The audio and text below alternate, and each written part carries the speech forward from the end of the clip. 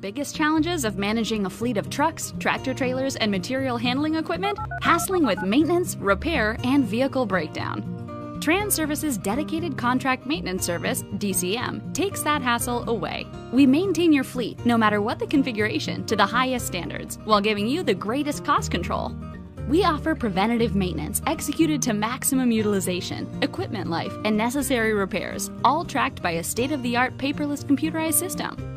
Assistance with equipment engineering, configuration, including new engine technology, and onboard computers for your fleet, as well as dedicated fleet contract maintenance.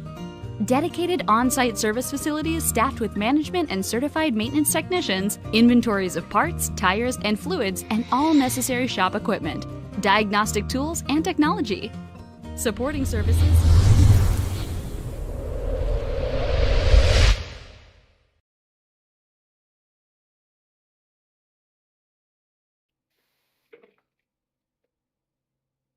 Hello, everyone, and welcome into the SIM500 Transervice Cup Series on Vidane TV. It's lucky race number 13 in our 36-race season. Tonight, we're in Concord, North Carolina, just down the road from the Queen City of Charlotte.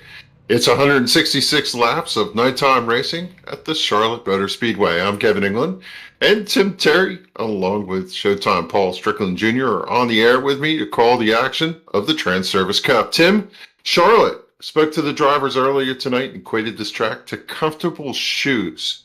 Most drivers understand how to get around this racetrack.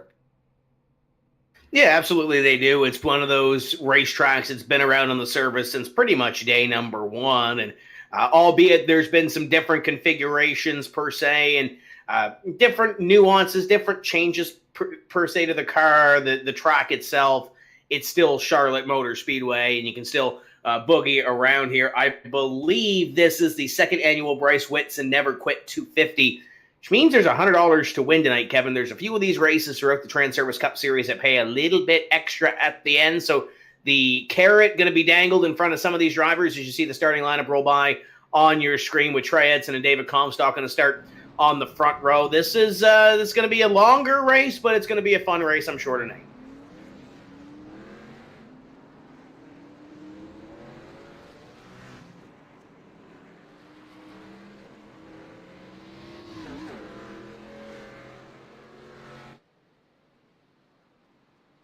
So as the field gets ready to get racing here this evening, Kevin, you're going to see some familiar names up here at the start of this one, but Daniel Faulkingham has had the hot hand. He's going to start in third tonight. Yeah, Faulkingham, our winner last week, he's been putting a licking on this competition. 10 top 10s, top 5s through this season in 13 races, and Trey Edson, though, came back last week. He's going to start on the pole here tonight with David Comstock. Comstock knows how to get it done. He's won here before. The pace car is just about to turn the field over to Trey Edson, last year's champion, to kick this off. 166 laps of action here tonight at the Charlotte Motor Speedway. And, well, I think these drivers are going to head off to turn number one and do their best to try to get to that low line. It's the place to be here at the Charlotte Motor Speedway. So that's going to wave the green flag here. We are underway for the first of 166 laps here this evening, and we'll see who paces himself. These drivers on Monday evenings, Kevin, have been able to get in that groove and run some green flag racing. We'll see who has the long run mentality in mind, and it might not be Jeff Ryan because he is on the apron already. A little smoke, but gathered it up. Everybody going to be able to continue down that back straightaway as they head through turns 3 and 4, coming off for the first time. And, well, good run for Daniel Faulkingham. He's going to jump out there and looks like he's going to lead lap number one. Comstock slipped back. That inside lane has such an advantage here, and clean air is going to be super important, and you know Daniel wanted it early. I got to watch the Boomer Cup Series run here on Thursday evening, Kevin, and the great thing with that series is it's running the Cup Series, it's running the racetracks, and for the most part, besides a couple of weeks, there's been the same sort of weather in these races. And the one thing we saw out of the Boomer Cup race on Thursday is it looks like Bobby Wetzel has a moment there off at turn number 4, gets it straight again as Faulkingham goes to the lead. They had a big wreck on lap number 1 in that race, and there's Chad Coleman, I believe, at the bottom of your screen there. He was one of the ones that was in the middle of that wreck, and he told me it's just like the wheel came unplugged. It kind of came out from underneath him, and it's almost like the field had hit oil, and they all kind of spun at a turn 4. But right now, everybody is able to keep the car underneath them, and haven't really seen, besides the Jeff Ryan, we kind of saw Bobby Wetzel kind of get out of line. We haven't really seen anybody get sideways to the point where they had to really chase it and collect it. Our drivers talking about that Boomer Cup Series, saying that even with damage, they were able to run competitively. Not going to be the case here tonight. These drivers talked about the car starting out a little loose, then getting really tight. And I know one thing about Daniel Faulkingham, doesn't do that well with a car that's tight, Tim. So I guess he's really happy to be out front. You tend to wear the right front tire here. And some of the drivers talked about going to that high line, but felt that they were just giving up too much and the car really just started to push like a dump truck with this setup. Not a lot of power. It's a 550 package. You can't really drive it out of the turn the way you want to. So I think some of these drivers are going to have to nurse the car and just try and protect their track position all night long. There's Chad Coleman on the outside of the 95 of Josh Williams. Williams will pick up that spot. Omar Diallo right up ahead of them, and they trying to pick up a couple of positions. I know there was some rumblings of them potentially changing the top 30 rule in points to use your valid win, potentially a top 25 or a top 20. Kevin, I don't know if that was changed or not, but I know that the rumbling was there at one point with the amount of drivers up in that top tier missing some races, obviously with some drops that kind of factors it in. So for guys like Omar Diallo and Kevin King and those guys that kind of started late in this series that have been racking up those front finishes, it gives them that sense of urgency. Even if they have to finish in the top 30 as you run on board with Kevin King to use a win. Right now, Kevin King doesn't have a win. You would almost anticipate him to win one before we're all said and done in this regular season. But B, you have to get up there and get some points in order to get yourself in at least that top 30 as he rides behind Trey Edson. Jose Gonzalez, great qualifying effort for Jose, currently running in position number 3. Justin Fuller and Daniel Faulkingham in the front of your field. Fuller off to a good start here right now. Started in the 6th position right now. He's in those tire tracks of Daniel Faulkingham having a good run, and the personal comfort Ford sitting there in 2nd. I almost feel like he has enough speed to see if he can peek underneath and take over that top spot. I don't believe Faulkingham's going to give it up easily. Fuller right there, though, each lap looking for any opportunity to pull underneath and see if he can go on by. You get your top 5, top 10 or so single file, and the first battle is that one right there going into turn number 1. About 2 packs or so battling side by side. You can see the top 10 or so breaking away. I think that's Adam Gilliland up there. Maybe that's Glenn Campbell in that second pack. On the outside, as you see Tyler Dalton on your screen, there is the 63 of Scott Stenzel, the 58 of Pedro Mojica. That is Adam Gilliland in that pack. The 65 also joining us here this evening. Glenn Campbell among them. Kelly, there's some drivers in the middle of this pack that they don't want to be there, and some of them aren't used to running around this portion of the racetrack. But here we are as they continue to battle it out. You see Josh Williams in there, Mike Montesi. There's some big names in here. So Byron Daly running that high line, trying to see if he can get some advantage right now. Started 17th, biggest mover so far, coming up 10 positions, running in that 7th position. Adam Gilliland gaining 13 spots. Josh Williams started way out in the back. He's currently running 20th, picked up 11 so far. The biggest dropper, probably David Comstock, 6 down, running in the 8th position, still respectable. As we do see some movement through the field here, and deep in the back, well, one car sideways over there in turn 3. You got Adam Gilliland completely sideways. We're going to go under caution here at lap 11. Huge hit for Gilliland. That's not good. That's rough. That's going to end the night for Adam Gilliland in the 81 car. We'll back the replay up, and we'll bring you the first Kong Beer Bong instant replay of the evening here on Vidane TV. But, Paul, that one was rough, and for Adam Gilliland, that's going to mark the end of the night on this one. What happened? Yeah, multiple car incident here. Just some real tough racing towards the middle of the pack here. And we're going to take a look at the Kong Beer Bong instant replay. And you'll see here we're going to focus in on that number 81, but we're also going to focus in on the 58 and the 63. I believe the two cars up front here in this pack, the 68, or the 58 rather, and the 63, they make a little bit of contact. And Adam Gilliland tries to get up on the outside. There you see the initial contact with the 63, sends him down. We saw that smoke, and when Adam Gilliland tried to come down, had it corrected, but then got up into Mike Kelly in the 2 car, and that was a big hit on the outside wall. Gets tagged by a car going on by. Bobby Wetzel loses control of the race car, but he is able to grab a gear and get on going. But that 81 car looks like he is already out of the car and walking towards the garage area. Adam Gilliland done for the evening.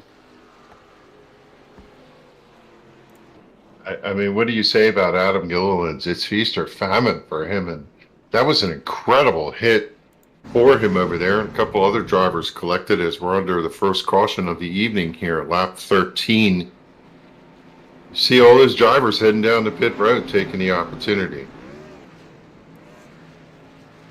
Yeah, first opportunity of the evening. I don't know if it's too early for some of these drivers, but they do have 4 extra sets of tires sitting on pit road should they need them this evening. And through 166 laps, I'm sure they will all be used at some point, Kevin, but plenty of tires at their disposal down there. So this is it might come down to strategy at the end, but you look up front, some familiar names that we're used to seeing in Faulkingham, Fuller, Gonzalez, Kevin King, and then Kevin Brown. So far, a great effort to 5th. Yeah, a couple new names in the field here tonight. Brandon Massey currently scored in that 12th position, the number 65, having a good run. You saw Ira Kohlhaas running in that 17th position. He's up 8 spots, just kind of pacing himself back there. Boy, they're right in the mix of things. As Tim, it seems like back there in about anywhere from 10th to 20th, these drivers are really up on the wheel. So they'll get the 1 to go, and we'll be back to green next time by, and we'll see if these drivers can kind of get into that little bit of a rhythm. We saw it up front, at least, Kevin. These drivers were able to find their line, get single file, and then kind of log some laps, and that sense of urgency kind of went away. We got 150-something laps to go. You know, you get into a groove, and those guys out back just couldn't seem to get off each other. Makes for some great racing, but if something does happen, it creates the issue that we just saw with the likes of Scott Stenzel and Adam Gilliland. Now in the garage area for the evening, or at least down on pit road with heavy damage to those race cars. Stenzel still down there. Adam Gilliland still getting repaired out of that car as well. But I don't foresee that 81 car coming back out onto the racetrack, at least anytime soon. No, the car is toast. The back of the front end of the car is completely missing, and I just can't imagine why he would want to come back out here. I was watching all these drivers on pit road, and I'm curious as to how they change tires, or if they change tires. It's hard for us to tell from our vantage point, but I think about 6-8 cars went to pit road. I'm kind of surprised by that. Yeah, we'll see how that strategy all plays out as the pace car pulls off, and Faulkingham and Fuller are going to lead this field back to green. There's the green flag. Fuller is gone. Battle's going to be for 3rd on back, with Jose Gonzalez getting a little shove from Kevin Brown. But I'm interested in the strategy, but I'm sure this will all play out. These guys know what they're doing, and maybe they're anticipating a long green flag run, albeit 13, 12 laps on the tires isn't a whole lot of time here, at least early in this one. Yeah, it could be one of those strategies where they can stay out a little bit later and gain some track position as everybody's slicing and dicing. You have no choice after these restarts but not to use that outside lane. So we see 2 by 2 by 2, but we expect in a couple laps that'll get sorted out. Right now, Faulkingham able to drive away. He's got Fuller still in tow coming off of turn 2 to the back straightaway. They're side by side back there for about the 20th position, the 30 of Macklin to the outside of Omar Diallo. 38 of Chad Coleman's in that mix. Matthew Carcoffey in the 00. He's right there. He was able to break free of them. He's got the tow to a good car, and he ought to hook on the back of that number 95 with Josh Williams. Josh knows how to drive through the field here. And How about Beasley? Look where he is, sitting up there in that ninth position. Yeah, Richard Beasley slowly making his way towards the front of the field was, I believe, fourth place in the Boomer Cup race on Thursday evening here at Charlotte, and was working his way up and was swept up in that lap number 1 wreck. Got a little bit of damage from behind coming out of turn 4, coming to complete lap number 1 in that race, but still managed to come home with position number 4. Now sits here in the top 10, and he's one of those drivers, Kevin, that knows he's got to start picking up some points. He came into this evening minus the drop races, I believe 16th in points. So he's in that position to point himself in, but doesn't want to rely on that. He wants to get that win to make himself feel a little bit comfortable here, but running with some stiff competition. We've seen Byron Daly and David Comstock and Tyler Dalton, these drivers around running up front. I think at least early in this race, I think this might be Beasley's best run to at least start off a Transervice Cup Series race this season. Is Jose Gonzalez, who was running in the top 3, starting to go backwards, goes to the outside, allows David Comstock in the Snap Mobile car to go to the inside. Comstock slipped back just a little bit on that start, but now seems to be recovering and gaining a little bit of that charge. And yeah, you got to look at that 26 to the outside. That's not an easy road, but he's able to clear him. And going back to Beasley, it's not like he's had bad runs. He just can't get the finishes. It always seems like trouble finds him late in the race. He's only got 1 top 10, no top 5s to account for. So the fact that he's in the top 20 in points reflects how well he's run this season. He just has none of those top finishes, but maybe tonight's the night where he turns it around.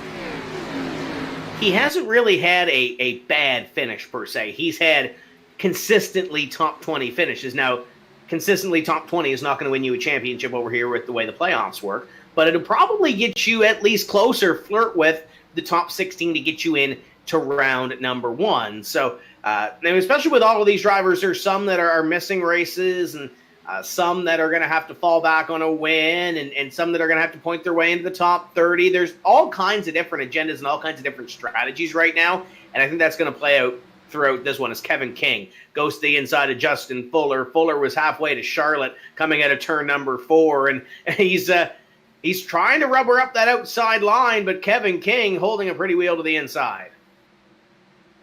Yeah, they're still side by side. Good run for Fuller that time off of turn number 2 to the backstretch. He's going to be able to gap him and pull back into that position.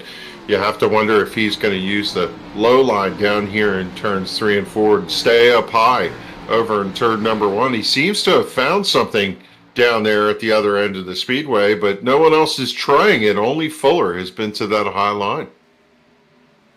And he seems to be making it work right now where nobody else is, and he's not losing a ton of time to Daniel Faulkingham. Faulkingham up there is just kind of running his own race right now. He's able to. He's got the clean air running his own line, and Kevin King was able to reel in Justin Fuller, and then Fuller hopped to that outside and was able to pick up some time. And as we say that, Fuller goes back and is hugging that white line through 3 and 4. 23 laps completed right here for the 39 of Daniel Faulkingham, and top 4, top 5 or so actually looking through the field for the most part. Kevin, looks like they've got single file. Yeah, this time the 51 down low, painting the line over there in turns 1 and 2. And looking back there in that 4th position, Trey Edson started on the pole. These Jackrabbits jumped out in front of him, but he's holding his own, staying right there, pace with those top 4. And, I suspect, coming back to what you said just a moment ago, Kevin King's going to knock one out here. And was a lot of chatter this week about the change, whether the drivers would have to be top 30, top 25, top 20. I think they settled on top 20 in order to get yourself into the championship, which means that's just going to put a little more fire under some of these drivers that came late to make sure that they're finishing in the top of the points to get themselves into that hunt.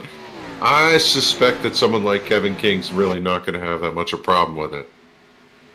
They do have 4 drop races, albeit Kevin King, Omar Diallo, and a few others came in a little bit later, so they're going to have to really pull up their socks. And it just means that they can't use any of these races for a drop as the caution flag flies for the second time here this evening. So we'll slow the field down one more time, but you just can't afford to have a bad night. Speaking of bad nights, it looks like it's not great for the 00 car as he will get it righted again. But we will be under caution for the second time, which means we'll bring in Paul Strickland Jr. for the Kong Beer Bong instant replay. Paul, what happened to the 00? Pulling up the tapes right now, taking a look at the Kong Beer Bong instant replay, number 2 on the evening here. We're going to focus in on that 00 car. Kind of out front in front of Doug Roth there in the 43. And, looks like there's some trouble with, I believe that's a 22 car, if I'm not mistaken. It might have been the 28. We'll have to back that up real quick. Yeah, the 28 got into the wall. 28. So a couple of newcomers here. Matthew Karakoff and Ira Kohlhaas in the 28 car. And we'll back it up one more time so we can take another look to see what happened to the 28, because that was a violent left-hand turn. So it looks like there might have been a little bit of a tap there, kind of drifting up towards that outside wall.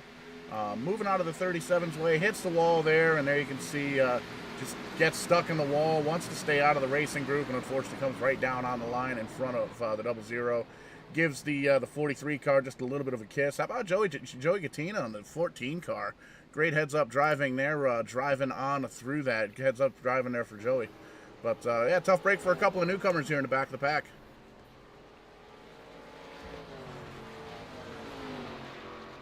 It's feeding time at the zoo. Almost everybody heading down to get 4 tires and fuel. We see, I think, really the entire field.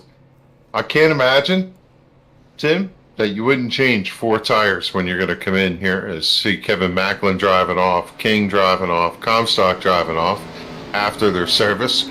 The Kohlhaas car, he is down there getting some of the damage knocked out of the car. Also, the 43 got a piece of that, getting some service done. Joey Gattina, the back of his Camaro, is wrinkled in a little bit, but he's down and away after his service. And we'll go back to green after caution number 2 for lap number 28. So for most of the front runners, an opportunity to come down and get tires on the race car and kind of set them up for another run. It's been, for the most part, clean and green. And the one thing I saw about that run, Kevin, is they got single file. The wreck, and I don't want to say the words prediction code, but it almost looked like there was a little bit of phantom contact in there in turn 4 between those 2 cars, the 37 and I believe the 28. But it's still the 28. They were. It almost looked like they were going to have that saved before the 28 got that little bit of wall glue, came back out onto the racetrack, and brought that yellow flag out with the oncoming traffic. So I think for the most part they have this figured out. We'll see some green flag racing here, and we'll see who has a better car on the longer run, because I think that's what we're prepared to see out of some of these drivers, and I think those drivers have that mindset, knowing that there's still just under 150 laps left to go in this race, still a long haul. Yeah, not sure if we can rewind the tape back to the 39 entering pit road, was up on the racetrack at the absolute last second, turned left, so did the 51 following him. And when they checked up, they came together. Now you see the back bumper of that number 39 is pushed in, and I'd imagine the 51 got a little wrinkle on that nose. It's something we're going to have to watch. It's going to be the benefit, I think, of a guy like Kevin King or Trey Edson. If that, you can see that damage on your screen, just a little bit, just enough on the back of that 39, but we'll see how it affects it over the long run. I would anticipate a little bit of damage to the front of that 51 of Justin Fuller. Doesn't look maybe as bad as one might think with that contact, but we'll see how this all shakes out here. Yeah, we're going to see how that's going to play out. And, that's one of those things. You play the little game, it bites you, and, that's what you're supposed to do, I suppose. But we'll see whether or not. I think the back bumper damage isn't as severe as the front end damage for the number 51, especially as aero-sensitive as this racetrack is. Neither one of them opting to fix any damage if they had any. So to keep their track position it's going to be Faulkingham, Fuller, King, Edson, and Kevin Brown into the top 5. Kevin quietly having a good night, sitting right there in that 5th position. Yeah, decent qualifying effort. Qualified 8th, currently in 5th. Has been running. Was in the top 5 for the most part of that last green flag run before the yellow flag flew to start our second caution period. But quietly having a good run, as is Richard Beasley in 7th. Tyler Dalton kind of hanging on into the top 10 after qualifying in 9th. So there's some drivers that qualified well and kind of holding their position, albeit still early, 30 laps in.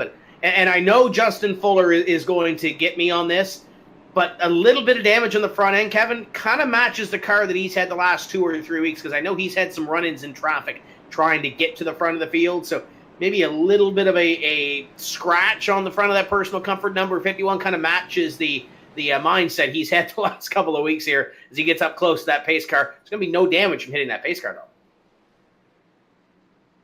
Yeah, one of the barriers not here tonight, but saw Doug Roth pull off. He spent all the time he had available to him getting damage fixed on the number 43, and he's going to rejoin the back of the field here. His pace car is about to turn left, and he's going to yield to Daniel Faulkingham.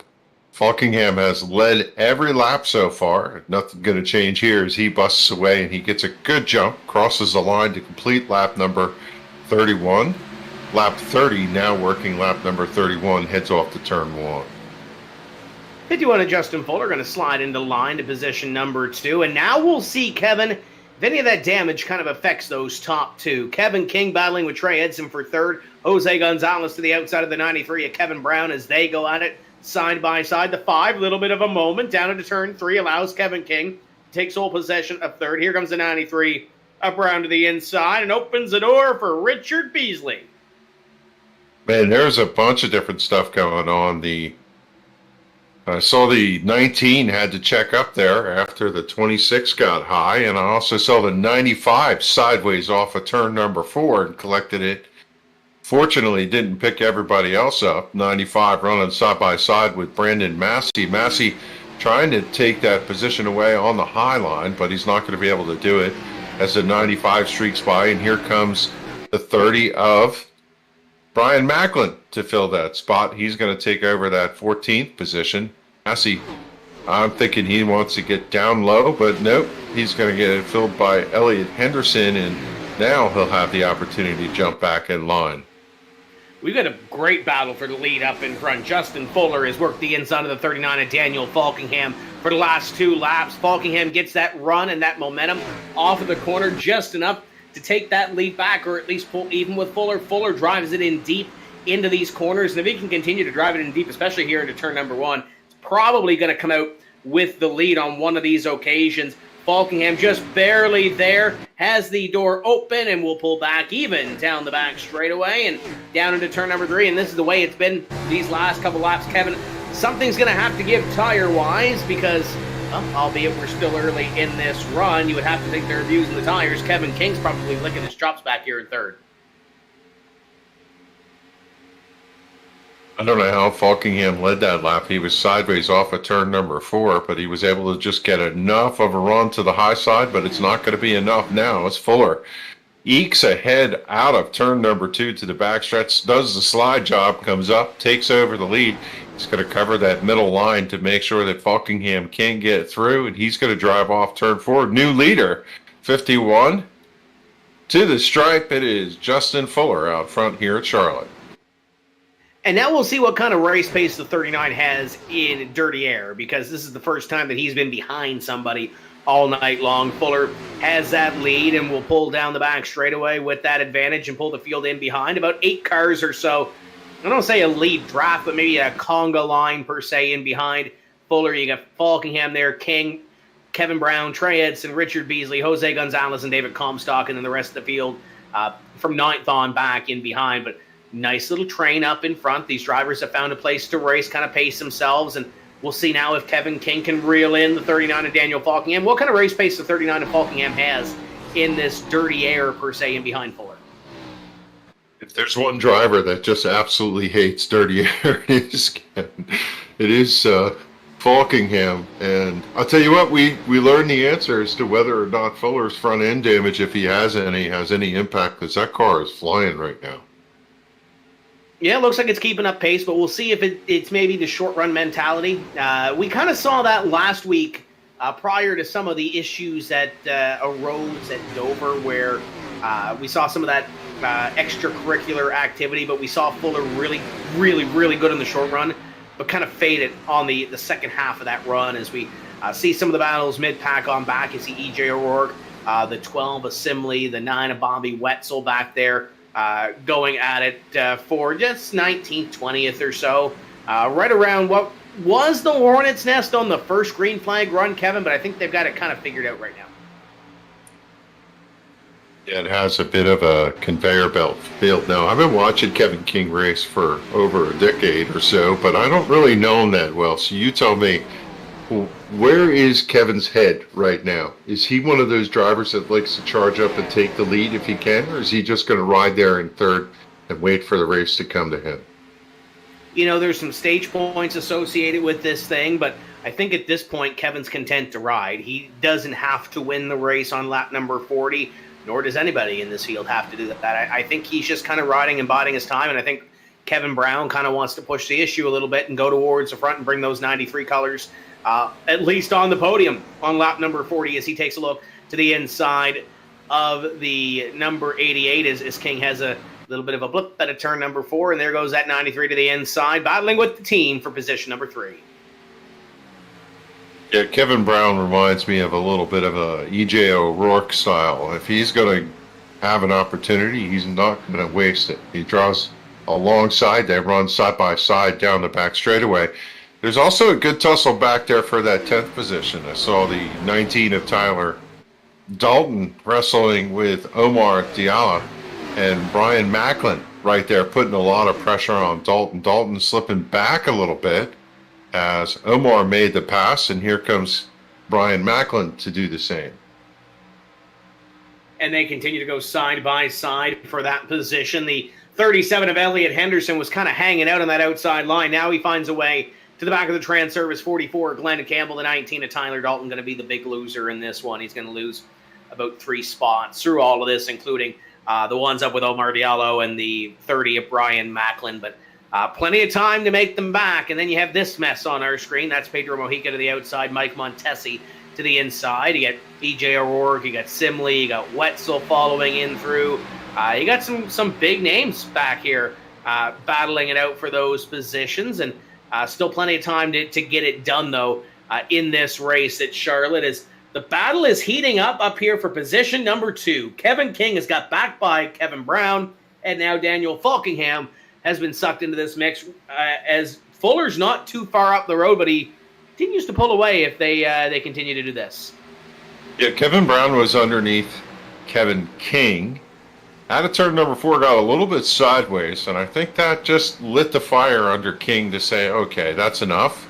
Drove up to the 39. Faulkingham seems to be slipping back a little bit. Kevin King found the line underneath, and he took it. They're side by side for that second position. King, good entry into turn number 3. He's going to let the car roll up a little bit. He's unable to turn the car out of turn number 4. That's going to give Faulkingham a little bit of a breather.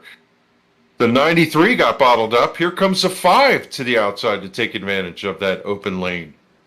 Yeah, Trey's been trying to work that outside line for the last couple of laps, and I don't say it's by choice because, Kevin King up the hill and into the wall off corner number 2, and that will lose 1 position, maybe 1 more here as Kevin Brown goes to the inside, and Richard Beasley going to go to the inside of Kevin King. I know they have a little bit of a rivalry on the personal or the virtual baseball diamond.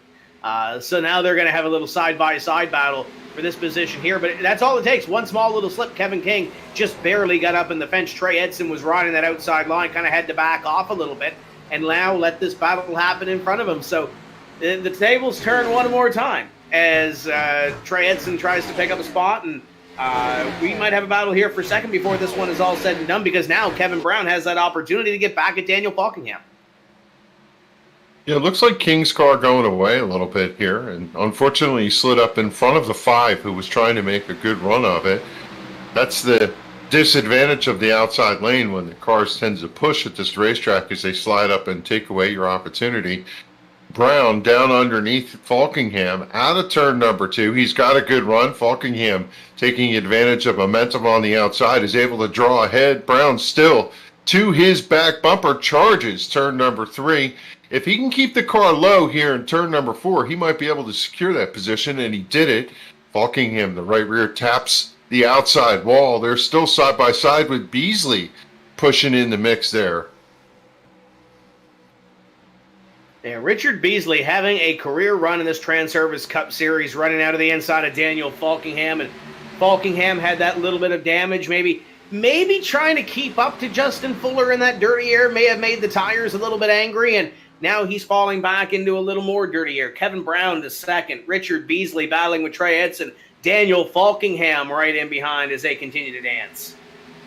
Edson's got to be saying, what do I got to do? Every time he gets a good run, somebody slides up and closes the door on him. But this time, man, he's making that outside lane work, and he drives for the first time. And, he's going to get turns. What an incredible save. How did he hold on to that car? And 4 wide down the back straightaway for everybody to get around him, and somehow we stay green. That was impressive. Amazing. And now he has to do it all over again. I just don't know what to say about that. He, by all rights, he should have just turned left and plowed the inside wall, but somehow he was able to Kyle Busch the thing out of the corner as it dropped off to the banking. 9 degrees of banking on this backstretch, and it just let him set the car in, and now he's down underneath the 39 of Faulkingham. And Faulkingham in practice was talking about how he just did not appreciate being stuck in traffic, and the car was going to push, and he didn't like it. And I think it's starting to show up a little bit for him as he's slipping back. He's in 6, and he's in trouble. And now you got this. This is the comers and goers pack, as we call it, as Jose Gonzalez gets a little sideways on the inside. Josh Williams, haven't really spoke his name all night long, but now he's in the top 10 battling with these guys. David Comstock's been back and forth. Brian Macklin's in the top 10. Omar Diallo's been flirting with it. You got the 44 Glenn Campbell in this pack as well. So you got some drivers that were up front that have fallen back. You got some drivers that were kind of hanging around the top 10 that now have an opportunity. They see Daniel Faulkingham and they see Jose Gonzalez and those guys that were in the top 5 earlier. Might make them drive a little bit harder. This is it's a very unique pack the way this one's driving. They're going to go 3 wide back there with Omar diving underneath the 30 of Macklin. Macklin slips back a little bit. Comstock going to drive off. That makes them side by side. I'm watching this battle up front. Kevin Brown did not let Fuller get away. In fact, he's only about a car length behind him. As he goes into the corner, he keeps that left front fender down just a little bit so he can get some air. Boy, I tell you what, he's got some good speed in that number 93 tonight. Yeah, he's found some speed. Richard Beasley has found some speed.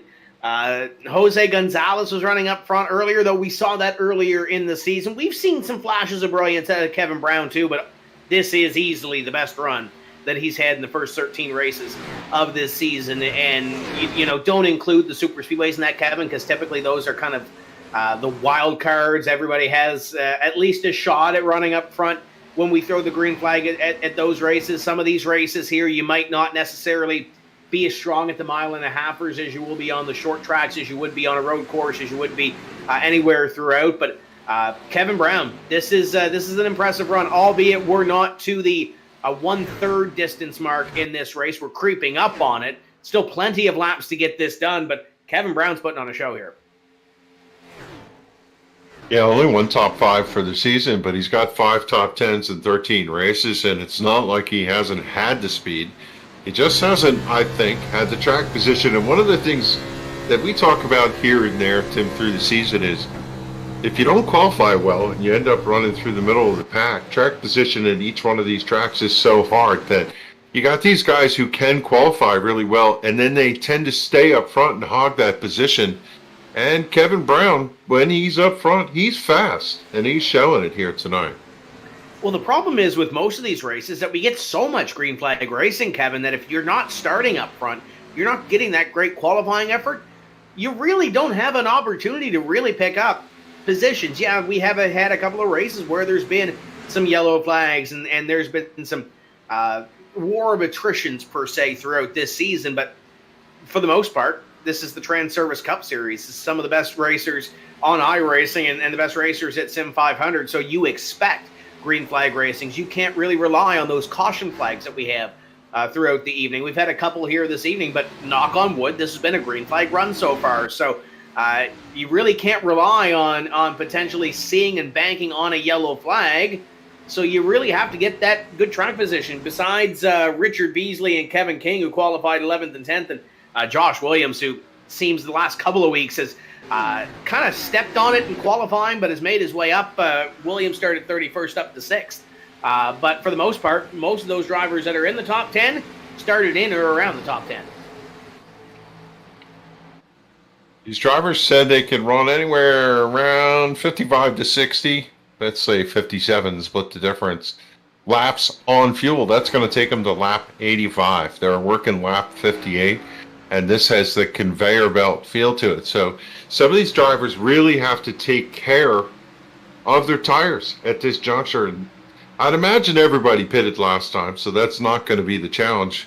Speaking of challenge, we got a challenge for the lead. Kevin Brown ducked underneath the 51 of Fuller. Fuller had enough distance to pull down in front of him, but they almost drew side by side as the 51 didn't get an entry into turn number 1 like he wanted to.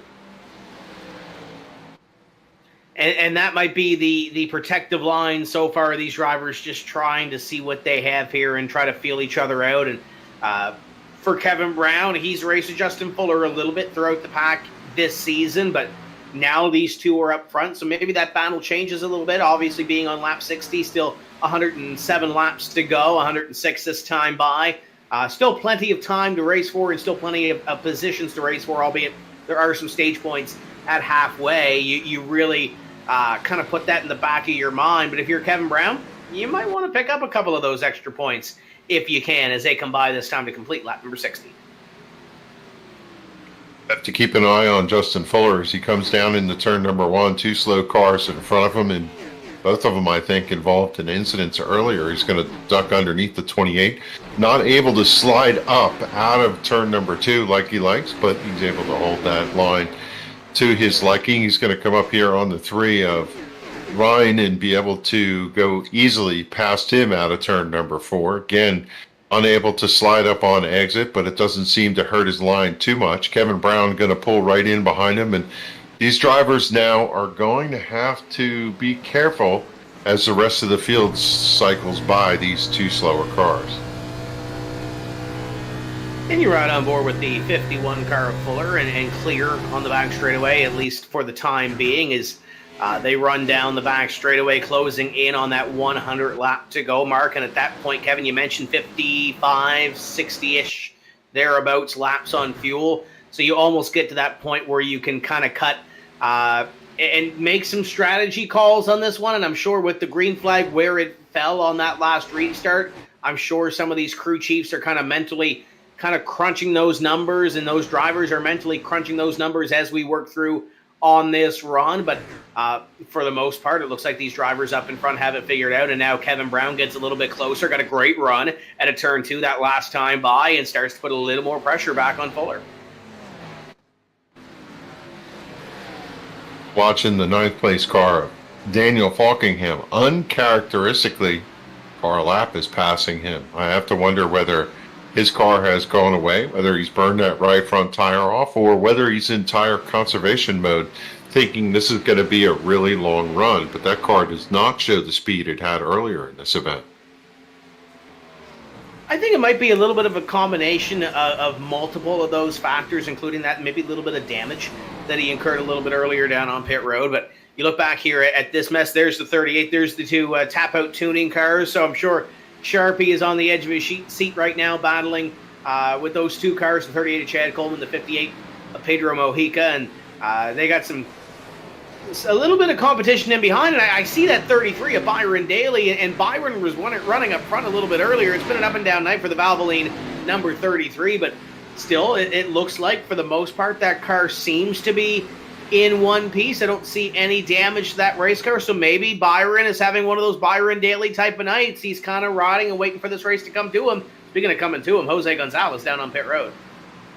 Yeah, Jose drops off the racing surface. It's difficult to get to pit road here during the racing event because you really got to drop off and get to the apron to get out of the line because everybody runs the low line coming through turn 4.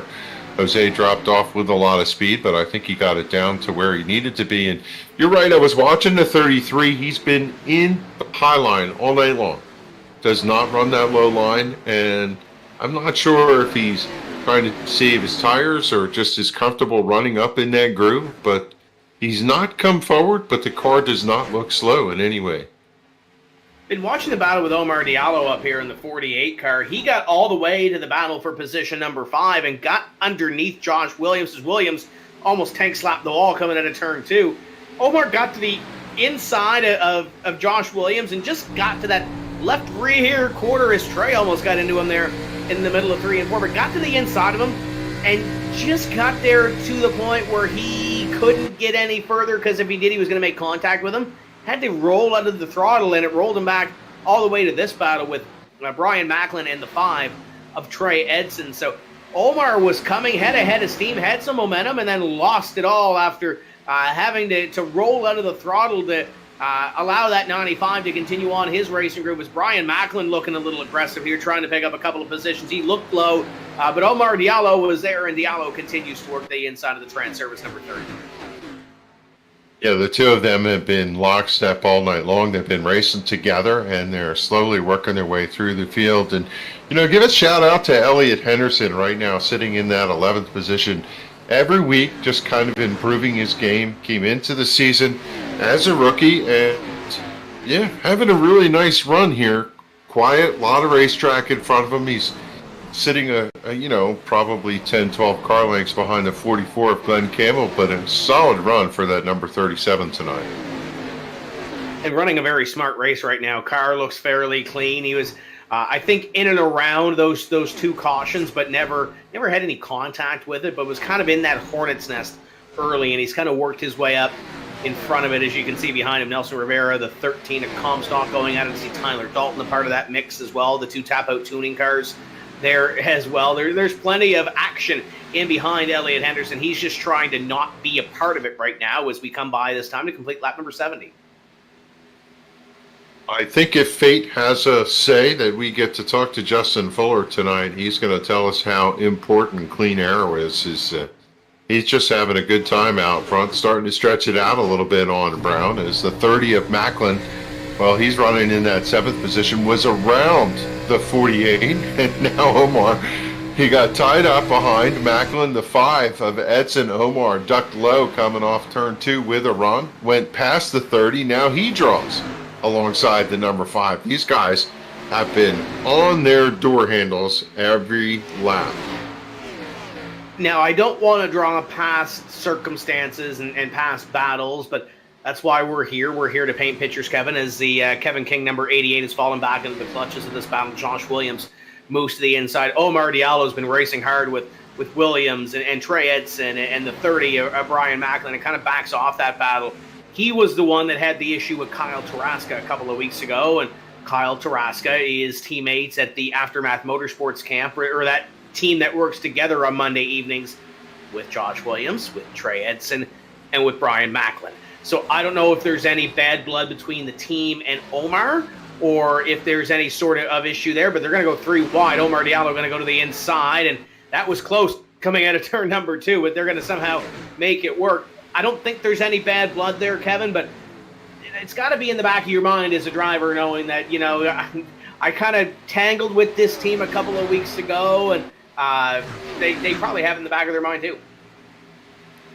Yeah, I would imagine that these drivers just looking at the line, and every once in a while they have that awareness, but hopefully they're all being professionals. And I'll tell you, I'm impressed with the car control of that 48 out of turn number 2. The car is stuck like glue, and they're running fixed setups. Everybody's got the same thing, but boy, he makes that car turn off the center of the corner like nobody else. Now he's going to tap the 5. The 5 is going to go sideways. The 30 goes up in the fence. Faulkingham gets tagged, and just clear the inside walls. We're going to go under caution here at lap 75. I was about to say they were working on a yellow flag with the way they were racing, and I think Omar just got to the gas a little bit too early in the center, and you saw what happened there in between the two. We'll back it up for a Kong Beer Bong instant replay to see what brought out our 3rd caution, Paul. Yeah, rolling back the tapes now. We're going to take a focus here. And a couple of Hendrick Motorsports numbers, the 5 and the 48. Not technically Hendrick Motorsports teammates here, but definitely running the paint schemes there. And We'll push the play button here in the Kong Beer Bong instant replay. Brian Macklin with the front seat, and you can see not quite contact, one of those deals. Daniel Faulkingham, there was definitely contact there between that 39 and that 5 car of Trey Edson, but didn't quite look like it was total contact there. That might have been what the no-no word here in the iRacing world, net code, but definitely got the 5 car around, big time damage after contact with Faulkingham. He tried to get by, but everybody else seems to have gotten by no problem. Gonna be busy down there on pit road, Kevin. Yeah, in my replay watching that, there was no contact, but there had to be contact. It was just inevitable that they were too close, and I'm sure they'll all look at that. You know, one of the things that happens is all these drivers go back and look at every lap after the event is over, and they'll discuss that and figure out what's going on. Beating time at the zoo again. Boy, a lot of drivers, 4 tires and fuel. I think the whole field went down, and I see Daniel Faulkingham down there. He's got to be one of the drivers that I think Tim is going to take the time to get his car fixed and for fresh Goodyears. And this would be the opportunity definitely to do so as the field comes down to get service on their race car and try to see what they have now for another run. We're just shy of the halfway point in this event, a couple laps away from putting halfway on the board, putting some stage points in on the board. And Justin Fuller in the 51, the 93, Kevin Brown, the 10 of Richard Beasley. We'll now kind of see what they have for this stage in the race, or this run in the race. Kevin King able to get some service on that race car as well to see what he has. It's kind of been a mess right around that middle portion of the top 5, top 10, but it's been entertaining. Yeah, I was looking at the strategy for Jose Gonzalez. You and I both saw him drop off the race surface and go get service earlier than everybody else. But with this caution, it's going to kind of erase what he had going on there, and he's going to be deep in the field. But it looks like at least he's on the lead lap. Yeah, he still scored on the lead lap way back in 23rd, I believe. He's on pit road getting service that race car right now, but didn't work out the way it wanted to for him. But he's still got plenty of laps. He's still got half the race to get it done and get back up towards the front of this field. You see Jeff Ryan in front of the field behind the pace car. He is multiple laps down. Talk about a guy that stayed down to get damage repaired in his race car. Kevin, 16 laps behind the pace. Well, this will be interesting for the first time this year, or, first time in a long time, I guess I should say. The 39 is going to be deep in the field, so we'll see whether or not, like some of these other drivers, he can claw his way back up into that top 10. New player sitting right there now with track position, the 95 of Joshua Williams, Omar Diallo, and Brian Macklin. Those two still sitting nose to tail here. Going to see whether or not they have some speed on this run as the light's going to go out this time. And Justin Fuller, boy, he's had a fast car all day long. And I think the other driver we have to watch here is kind of in the middle of your screen. The 44, Glenn Campbell, was working his way quietly into the top 10. It was able to work his way up there through that green flag run and picked up, I believe, a position or two on pit road to put him up into position number 8. He is well within contention this evening.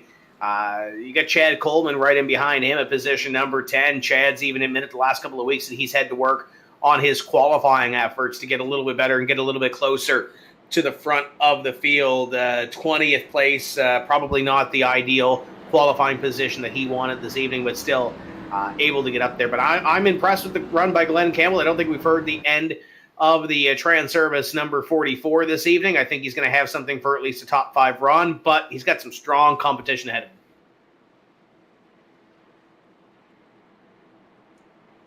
I have to agree, man. What a great run. And he's had a good long run car. So if we get another long green flag stretch here as we go back to green, I hate to say it, cautions breed cautions. Hopefully these guys can get spread out here and let their racing do the talking here. As we were looking at the conditions when the race started, 76 degrees. Track temperature has dropped a little bit down to 80 degrees, so there should be plenty of grip as the pace car turns left. Going to turn it over to Justin Fuller, and I'll tell you that 93's been fast, but he's going to have nothing for the 51, who got a great restart, jumps out and leads him to turn 1. And that restart was able to get that 93 of Kevin Brown to the inside. Going to be a battle for third in between Richard Beasley and Kevin King as they duke it out. Beasley goes to the outside, and Josh Williams kind of flashes the nose. Beasley says, "Nuh-uh," and there we go. We got some wrecking back. Back. That is Glenn Campbell. That is Chad Coleman. And the yellow flag will fly for the 4th time. Yeah, we'll go to the Kong Beer Bong replay. 44 got loose off of turn number 2, collected the 38, and the 38 had a massive hit to the inside wall.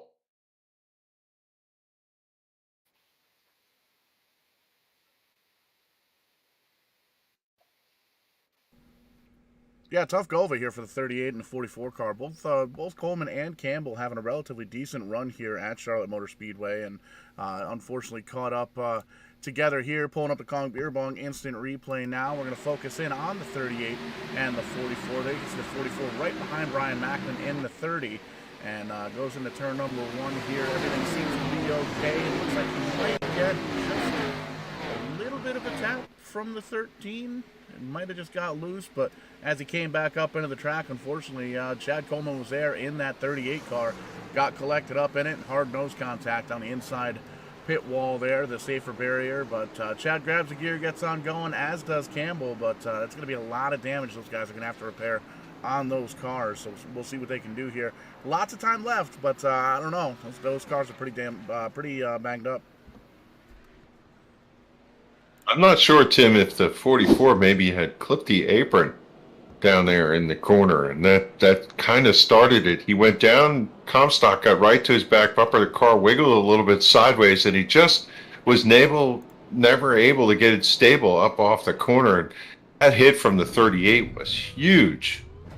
Yeah, you mentioned plenty of grip on this racetrack because of the temperatures coming down, but cold tires, getting up to speed, not a whole lot of grip and not a whole lot of confidence in those tires. So that might have contributed just a little bit to it, as it looks like the 5 car of Trey Edson will get the free pass. It'll put the 5 car back on the lead lap. But nevertheless, we sit under caution for the 4th time. We'll cross the halfway point, I do believe, under this caution flag. So Justin Fuller will get some extra stage points, as will the top 10. Good night for Richard Beasley so far in the 10 car, as we documented earlier. Nelson Rivera, through that, will make his way up into the top 10 for the first time this evening. So that's going to change a couple of things throughout the top 10 and move some of those drivers a little bit closer that were kind of flirting with it, maybe up into the top 10 for a top 10 run today. Yep, he rolls through the banking over there in turns 3 and 4, and the Lobster 207 Camaro, Daniel Faulkingham, sitting down there in pit stall number 3, getting some service. And imagine they're trying to fix that car and get all that damage out. He needs to get down and away, or he's going to lose a lap here. Pace car comes across the start-finish line. Don't see him moving, so I think he's going to end up going up. There he goes. Will he beat the pace car out? Just by a little bit. So Faulkingham looks like he had quite a bit of damage in trying to get that sorted out. Yeah, the night has progressively got worse at the 39 of Daniel Faulkingham after reeling off a couple of wins here in the last few weeks in this Transervice Cup Series. This night has not gone the way it has wanted to for that 39 team. But with those couple of wins, Kevin, I don't want to say he can afford to have a bad night, but he can probably afford it more than others in this series to have a bad evening. So trying to do what he can from sitting back there in position number 27, but he's got a long way to get it done as this field works down the back straightaway on lap number 82. And after this week, we get a off week for the Memorial Day weekend. And I think, Kevin, for most of these drivers, this is going to come as a, kind of a sigh of relief, kind of catch your breath a little bit. We've had a couple of rough and tumbles, not the right word, because we really haven't had caution-filled races, but we've had some excitement-filled races in the last couple of weeks. So these drivers are going to be able to kind of catch their breath a little bit and get recharged for that summer stretch. Yeah, no doubt. And Faulkingham, again, back into pit road, getting some service. And I just can't tell you how much of a smile it tells me to put the on my face here for that 10 running up in that top position. It reminds me to ask you, did you hear about World Outlaw winner this week? Yeah, Dave Blaney went back to victory lane. Yeah, how cool is that? 24 years since he won his last race and did it in a homemade car, and I heard they were ready to tear the grandstands down. I think in this series, looking at that would be almost like Brian Macklin's won a race this season. There's been a couple of drivers that haven't won in a while. Richard Beasley has never won in the Transervice Cup Series, and I kind of joked with him before that he can't make a comeback because he hasn't been to victory lane yet. So this would be more of he's a rookie last year in this series. He's won the Verdane Super Speedway Series here at SIM500. So he's won some big races. He's won some of the feeder series, but he hasn't really been to the top. So I think that's going to be one of those things to watch here this evening. I think if he can get a top 5 run, considering the way his season has gone, it would be considered a win. But he's going to have to beat that guy on your screen, Justin Fuller, in the 51. When Justin Fuller has been good, he's been really good. When he's been off his game, it's been a little bit ugly. But right now, through 83 laps, he is going to be the one that they are all chasing. They'll come by this time, cross halfway, get some stage points, and now it'll be in the second half of this race, Kevin. We'll see what these drivers have and see if anybody can beat Justin Fuller. Yeah, one of the things you can know about Justin Fuller is when he's on, he's on. When he has the car to beat, he's tough to beat. And I'll tell you what, he had a good start from the outside on that one. He pulls away from Kevin Brown again, and the 95 is up in the mix. And I just keep seeing that 48 and 30 duo crawl a little bit through the field here as they're within knocking distance of the leader here. Side by side down the back straightaway for second with Beasley looking down underneath. Are they going to make it 3 wide? Yeah, they thought about it, but Beasley pulled his foot out of it. The 95 seems to be Mr. Opportunity. Every time he's near the front of the field, or every time he has an opportunity to pick up a position, he's there and does what he has to do to pick it up as Kevin King goes to the inside of Richard Beasley, battle for 4th. But the 95 of Josh Williams continues to get every position that he can when he can do so, as the 30 of Brian Macklin nearly bought the farm off at turn 2, got that thing completely sideways, but they get back to single file racing action. Beasley able to hold off Kevin King for the time being, and now Kevin Brown has a mirror full of the 95 of Josh Williams as Fuller continues to lead. Kind of settled in nose to tail there for those top positions as the 48 right behind Kevin King sees a peek to the outside as Brian Macklin looking. 48's going to come up and close the door on him. That's going to open the bottom for Nelson Rivera. How about Nelson Rivera? First time we've mentioned him tonight, running solidly in that 8th position. And there's Mr. Highside. Looks like Harry Gann out there in that number 33. Byron doing what he has to do to get back towards the front of this field after running up front early in this race. And E.J. O'Rourke goes to the inside, looking to pick up one more. He's into the top 10, looking to move into position number 9. Tyler Dalton not too far behind this battle in position number 11. So still plenty of drivers on this racetrack to try to pick up some positions. And E.J. tried to go the outside like his teammate Justin Fuller did a little bit earlier on those personal comfort colors, but just couldn't make it stick. Gets that run, though, gets that drive off of corner number 4 and goes to the inside of Byron Daly. What a run for the 41 off 4. Still side by side going through the banking, coming back to the back straightaway here. Nobody has a real advantage as O'Rourke pulls away to see if he can come back and get that side draft. Didn't work out for him. He's going to tuck back in. I see right behind him Comstock down underneath the 37 of Elliott Henderson. Henderson gets a good run out of turn number 4 to the front straightaway. Is this a straightaway in this quad oval? He's going to be able to draw ahead, but they're still side by side contesting that position back there for 12th. This has been where some of the best racing has been all evening long. Yes, the front half, especially in that little top 5 battle that we had earlier, was fantastic, and I think Omar Diallo is getting ready to get back at some racing. But this pack here, outside the top 10, it's probably been some of the best racing that we've seen all evening long, because it seems like they just can't get away from each other with the dirty air that is back there. I think that's Massey to the outside of Joey Gattina. Just in behind, that might be Montesi or Barham there. That's the 45 of Montesi. There's some great racing back here. With some drivers that we're used to seeing near the front of the field, it might be struggling just a wee bit. Up the road, you see Nelson Rivera try to get to the inside of Byron Daly. That's the battle for position number 8. So there's racing all over this pack here as they come by to complete lap 90. Yeah, Gattina had a clinch moment there off of turn number 2. Trying to pinch the car down, hold it so he wasn't going to slide up into Massey. Car got sideways. He chased it all the way down the back straightaway. A couple cars drew by. He was able to get it back under control and wrestled it, but he lost a couple positions.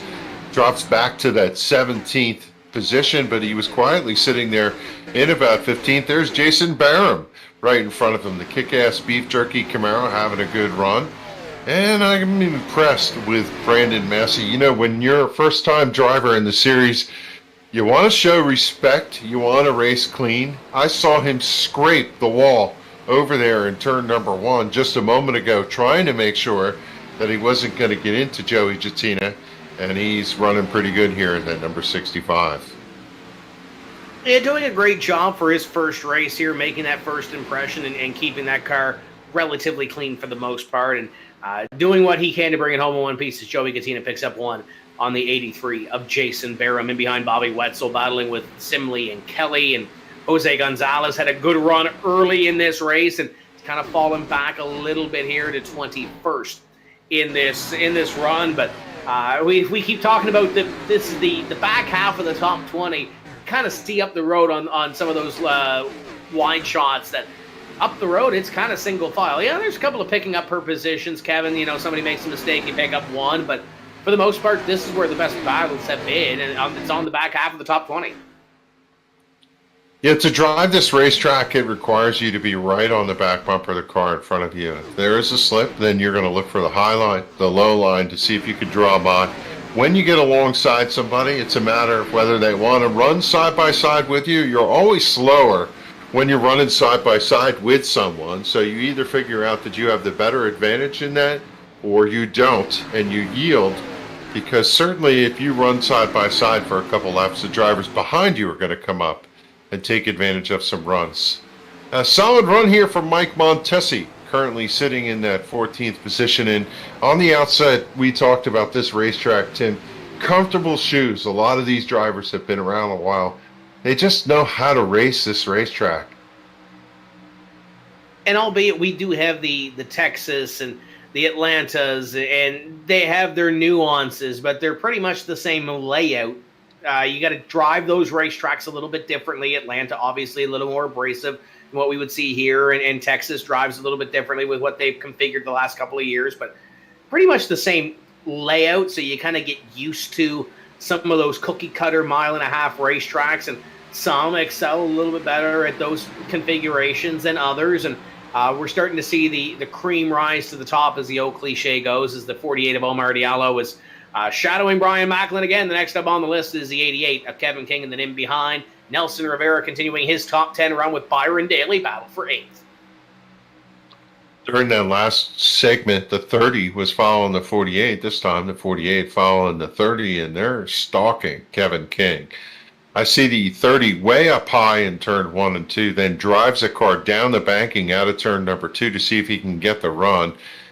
There's just too much race car in front of him, but every time he pulls up the racetrack and then tries to drive, Omar Diallo sticks his nose down underneath. So how do you feel if you're Macklin and you see what you see? You're trying to get the guy in front of you looking out the front windshield, but every time you come off the corner or go in, you have to look out the back windshield. You kind of have to manage it both ways, as crossover the 30 goes back to the inside of the 48 of Omar Diallo for position, and he'll pick that up and move back one more position. It's the 30 and the 48 battling for position in behind Kevin King in the 88 car. But you're talking about teammates a little bit earlier on, Kevin, and the 48 of Omar Diallo and Kevin King in the 88, they're not necessarily teammates, but they do work together in most of these races. So I'm sure there's a little bit of communication back and forth there, but Omar might have used up a little bit more than he wanted to, because he's fallen back off of the 30 of Brian Macklin here. It's really funny, the mindset of these drivers. They'll either walk out of this race and pat each other on the back and talk about how much fun, or they'll punch each other in the face. It's hard to tell how they feel.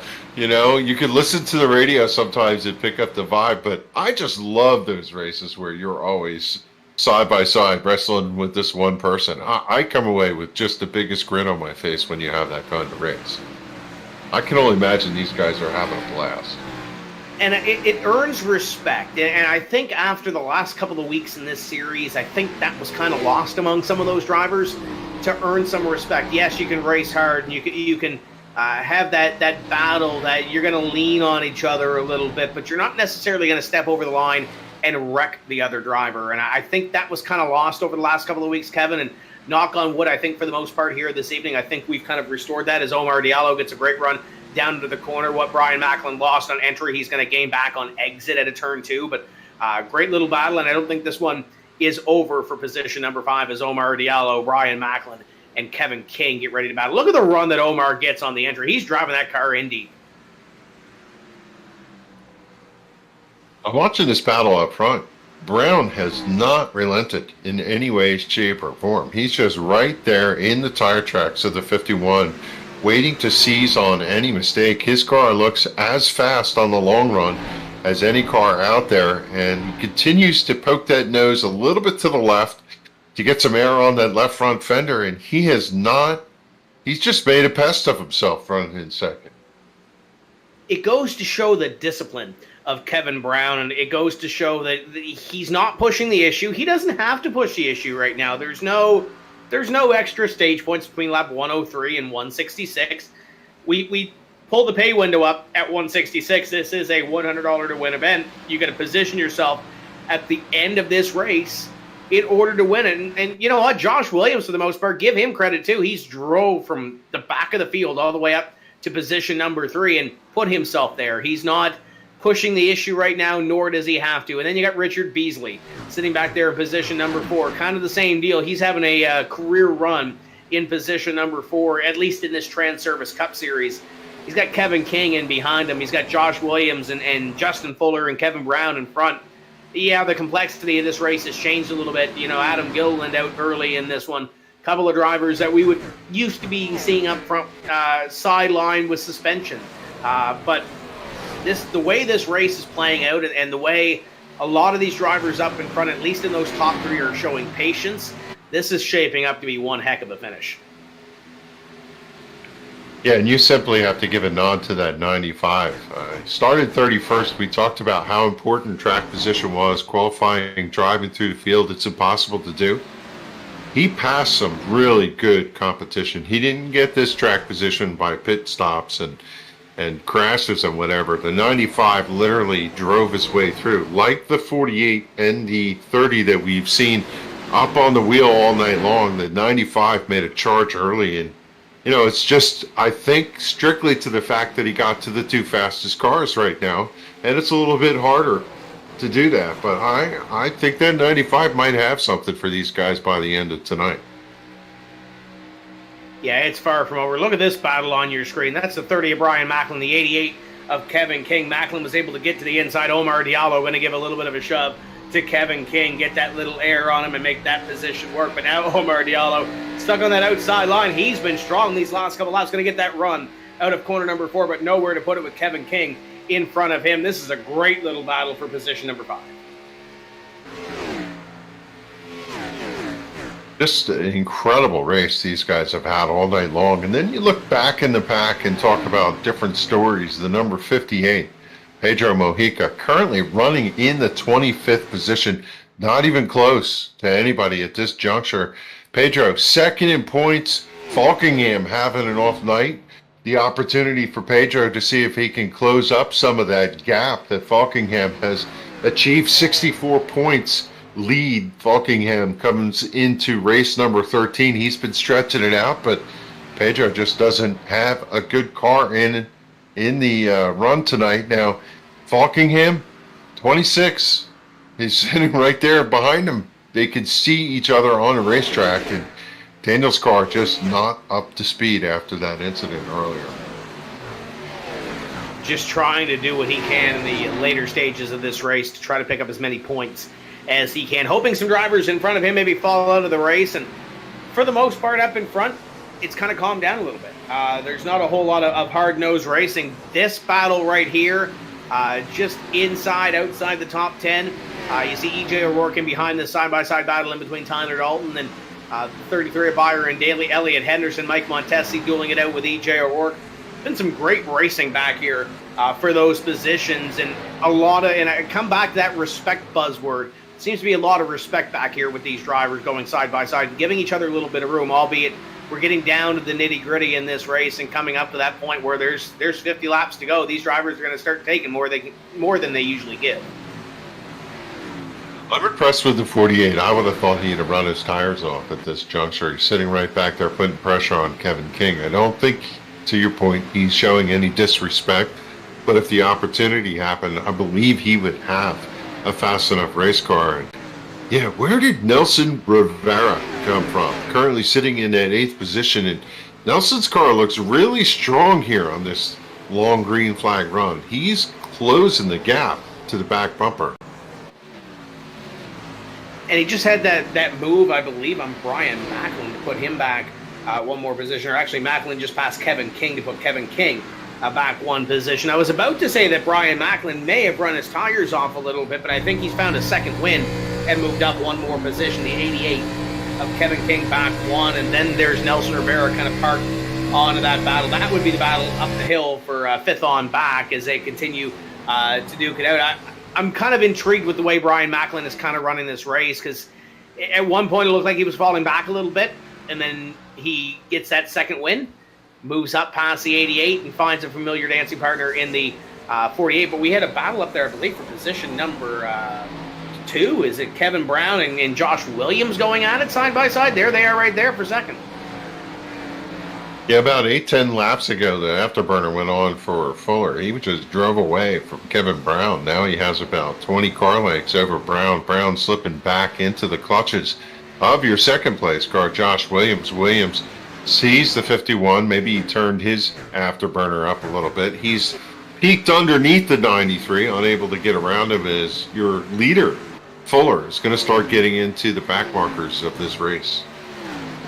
I'm kind of surprised, and I don't know if it's the clean air for Justin Fuller, but we mentioned earlier on longer runs the last couple of weeks, that car has been really, really good, and then it's just kind of fallen off the cliff. And at least now it's kind of got there, it's plateaued, and it hasn't fallen off the cliff like we've seen from Justin Fuller the last couple of weeks. The 33 of Byron Daly working to the outside of the 37 of Elliot Henderson, trying to put that 37 or keep the 37 behind him in that battle for position number 11.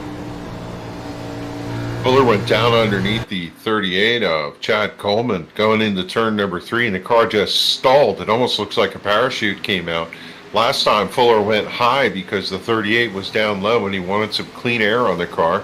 Now he's able to draw by the 3 of Ryan, and he's going to clear those two going to the back straightaway, and he's got an open racetrack in front of him. Daniel Faulkingham sitting 30 car lengths in front of him, under risk of going a lap down as Fuller is putting on a blistering pace. We've been watching this battle between the 10 of Richard Beasley and the 30 of Brian Macklin. Omar Diallo was a part of this battle, but Richard Beasley off of turn 2 the last time almost had a 4-wheel drift and almost had to park at center, and Jeff Ryan gonna make that. I'm sure Beasley is not very happy with the 3-car with the way they caught him, and now Beasley's gonna have to go back at him and go to the inside of Kevin King, but not much Jeff Ryan could do, but he is right now looking down at the screen 18 laps behind the pace.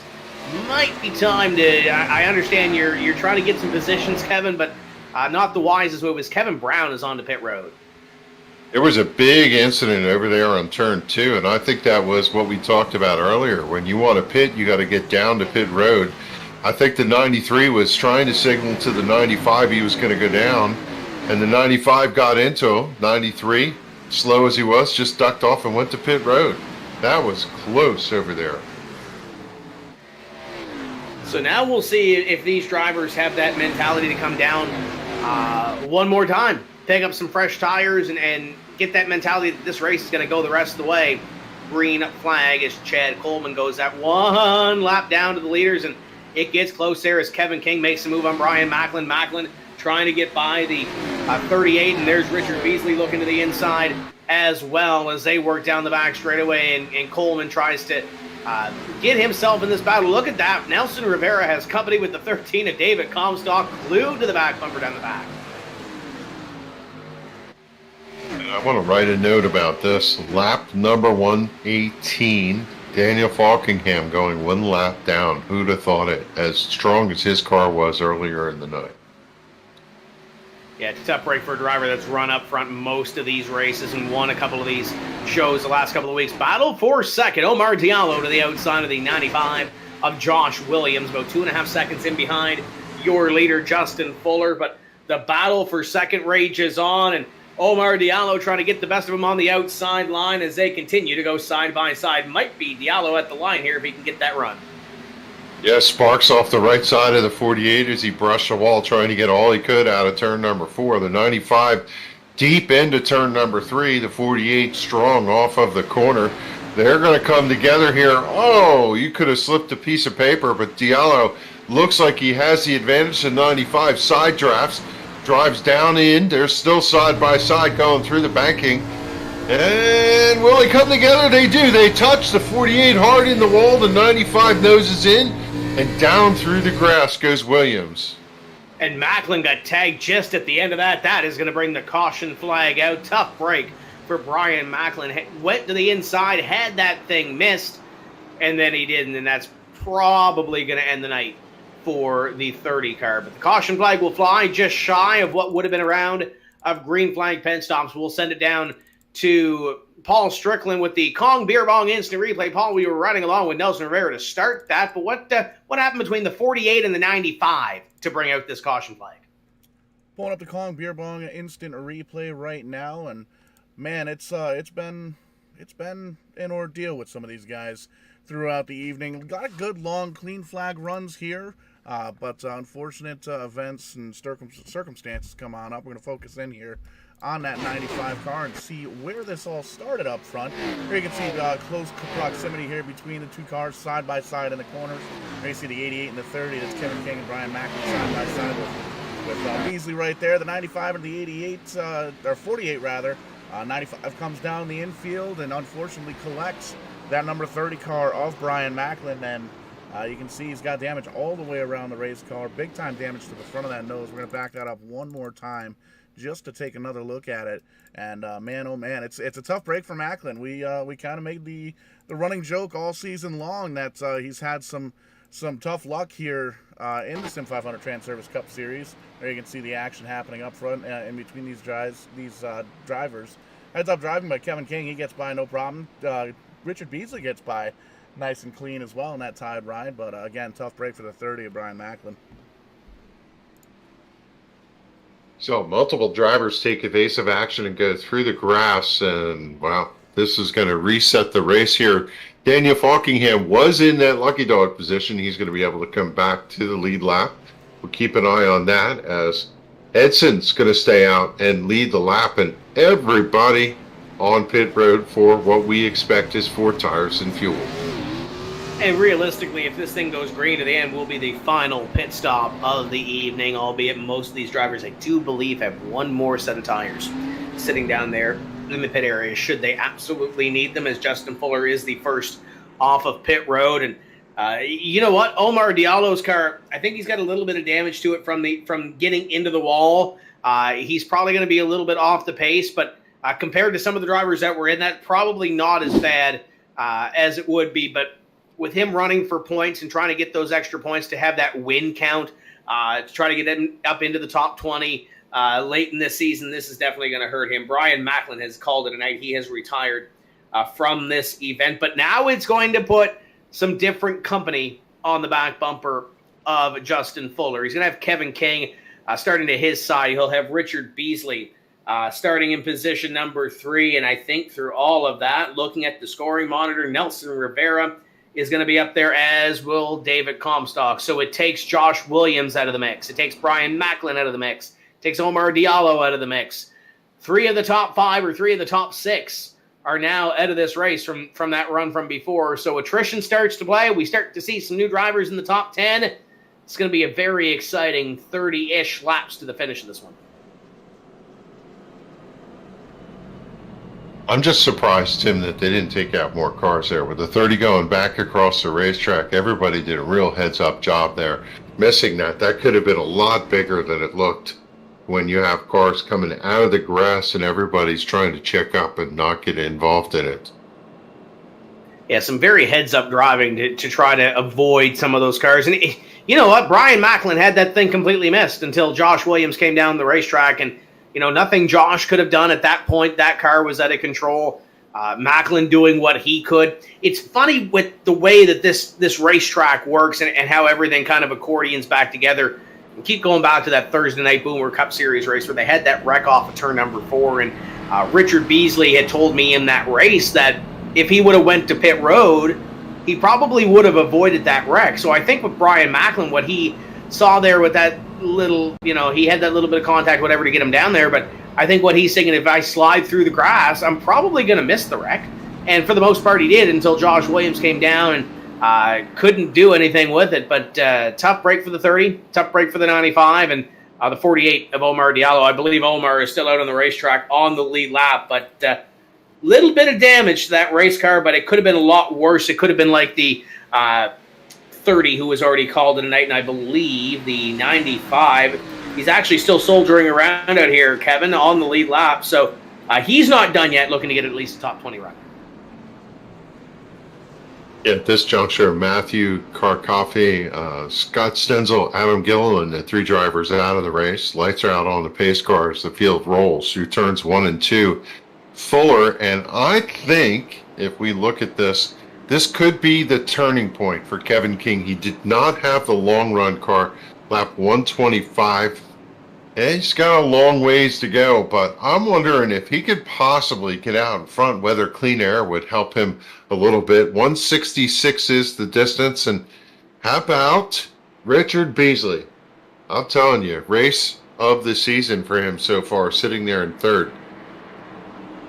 I believe, and this might be stepping out on an edge right now, Kevin, I believe the top 3 cars, knowing where they have run, within the top 5, top 10 or so most of this race, the top 3 cars right now on this racetrack are the top 3 cars on speed, or at least have been for the first 125 laps. It's just a matter of where they finish. Justin Fuller has had the dominant race car, but can Kevin King or Richard Beasley kind of upset the apple cart? And if something does happen, who opens the door? Elliot Henderson's in the top 5 right now. There's some stuff to be decided, positions to be decided here in these late laps. Green flag flies. 41 laps to go from Charlotte, and the battle is on behind Justin Fuller. Yeah, I don't believe anybody in this top 10 has won this season so far. So we're looking at the strong potential for a new winner. And how about Elliot Henderson running in 6th, Mike Montesi running in the 5th position or 6th position. Montesi goes down underneath Ron Rivera there, and I'm telling you, this is going to be fun to watch. I think I don't want to say mystery of this, but I think what we're going to see is not necessarily not knocking the talent of some of these drivers, but we don't usually see a Mike Montesi, a Jason Barham near the top 5 at the end of these races. Now they've got that opportunity open that says, hey, this could be my big momentum boost, my big kind of swing point in this season. If I can get that top 5 run, they're going to drive a little bit harder, and we might end up seeing a little bit of fireworks heading into Memorial Day weekend. We'll see how this all transpires, but I think it's going to light a fire under some of them, knowing that they're close to a top 5 effort that they might not have had all season long. Watching Mike Kelly try to make use of that low line underneath Scott Simley, his teammate, unable to do it. The car stepped down a little bit. He's going to slide back to the 11th position. Stenzel's going to slick, or no, that's EJ O'Rourke, sorry. He drops into that 12th position. They're side by side out in front of him with Barham underneath the 65 of Massey. Barham going to take over that position. He's going to slide into that 9th spot. Montesi slipped back a little bit. Elliot Henderson slipped back a little bit, but Rivera is still right there.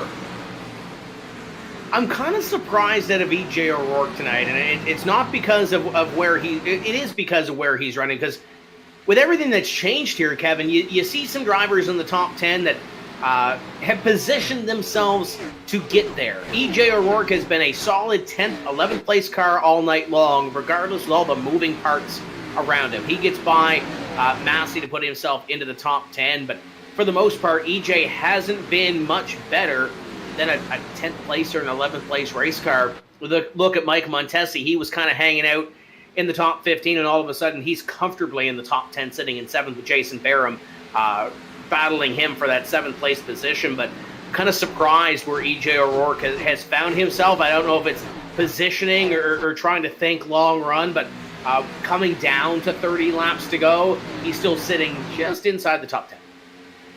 It sure feels like the deeper you get in the field, the harder it is to drive forward. I mean, look at Kevin Brown. He's mired back there in 17th position. He was running top 2, hunting the lead the whole time. And once he got back and lost that track position, he's just not been able to make his way forward. And some of those drivers do have damage to their race cars. Glenn Campbell right in behind, and Glenn was involved in an earlier incident. And there's some drivers that have that little bit of damage that hinders them from getting near the front of the field. Back up front, the 88 of Kevin King, the 10 of Richard Beasley, battle for position number 2. These guys have no love lost in some of the other games that they play when it comes to the virtual world. But Richard Beasley has, regardless where he finishes tonight, if he can finish in the top 3, top 5, it's a career run for him in this Transervice Cup Series. But you know, if he's got one more position ahead of him, the Tide Ride's going to try to get that one more spot. And Fuller, he jumped out to a half-second lead right off the get-go. He's not relinquished it. He's just kept it consistent. Kevin King sitting back there, and you have to wonder if Kevin's looking at the long run and saying maybe he's going to take care of his stuff for a late race charge. I would imagine, unless we get pretty deep into this, everybody's done pitting. What do you think, Tim? If this stays green, everybody's done pitting.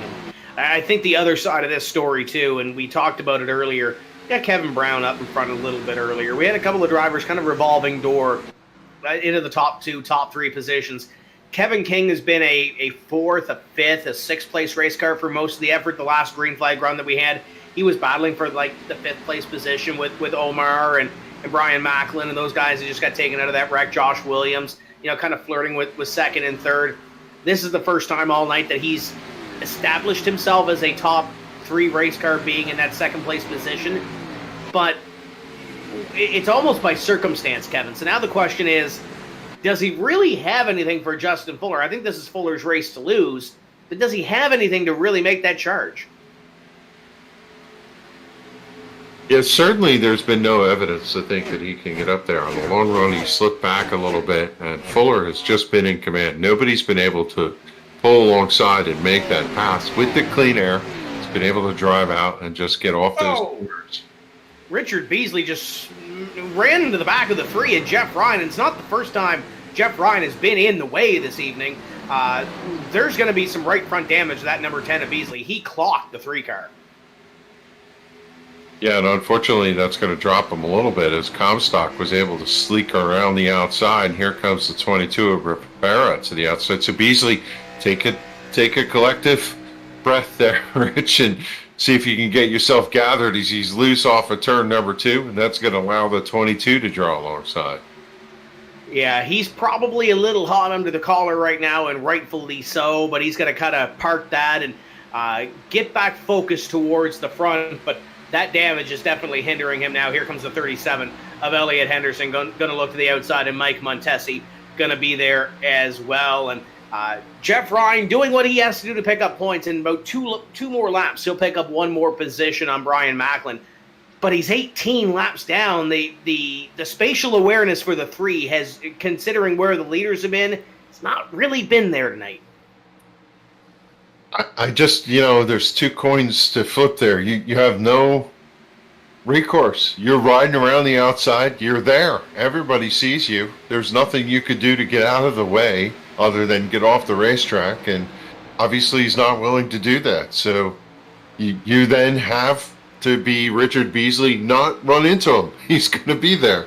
You know, I feel so bad for Rich in that circumstance, but lap after lap when they come to that 3, he's just maintained painting the fence, and you got to make sure when you come off that corner you're not going to tag him.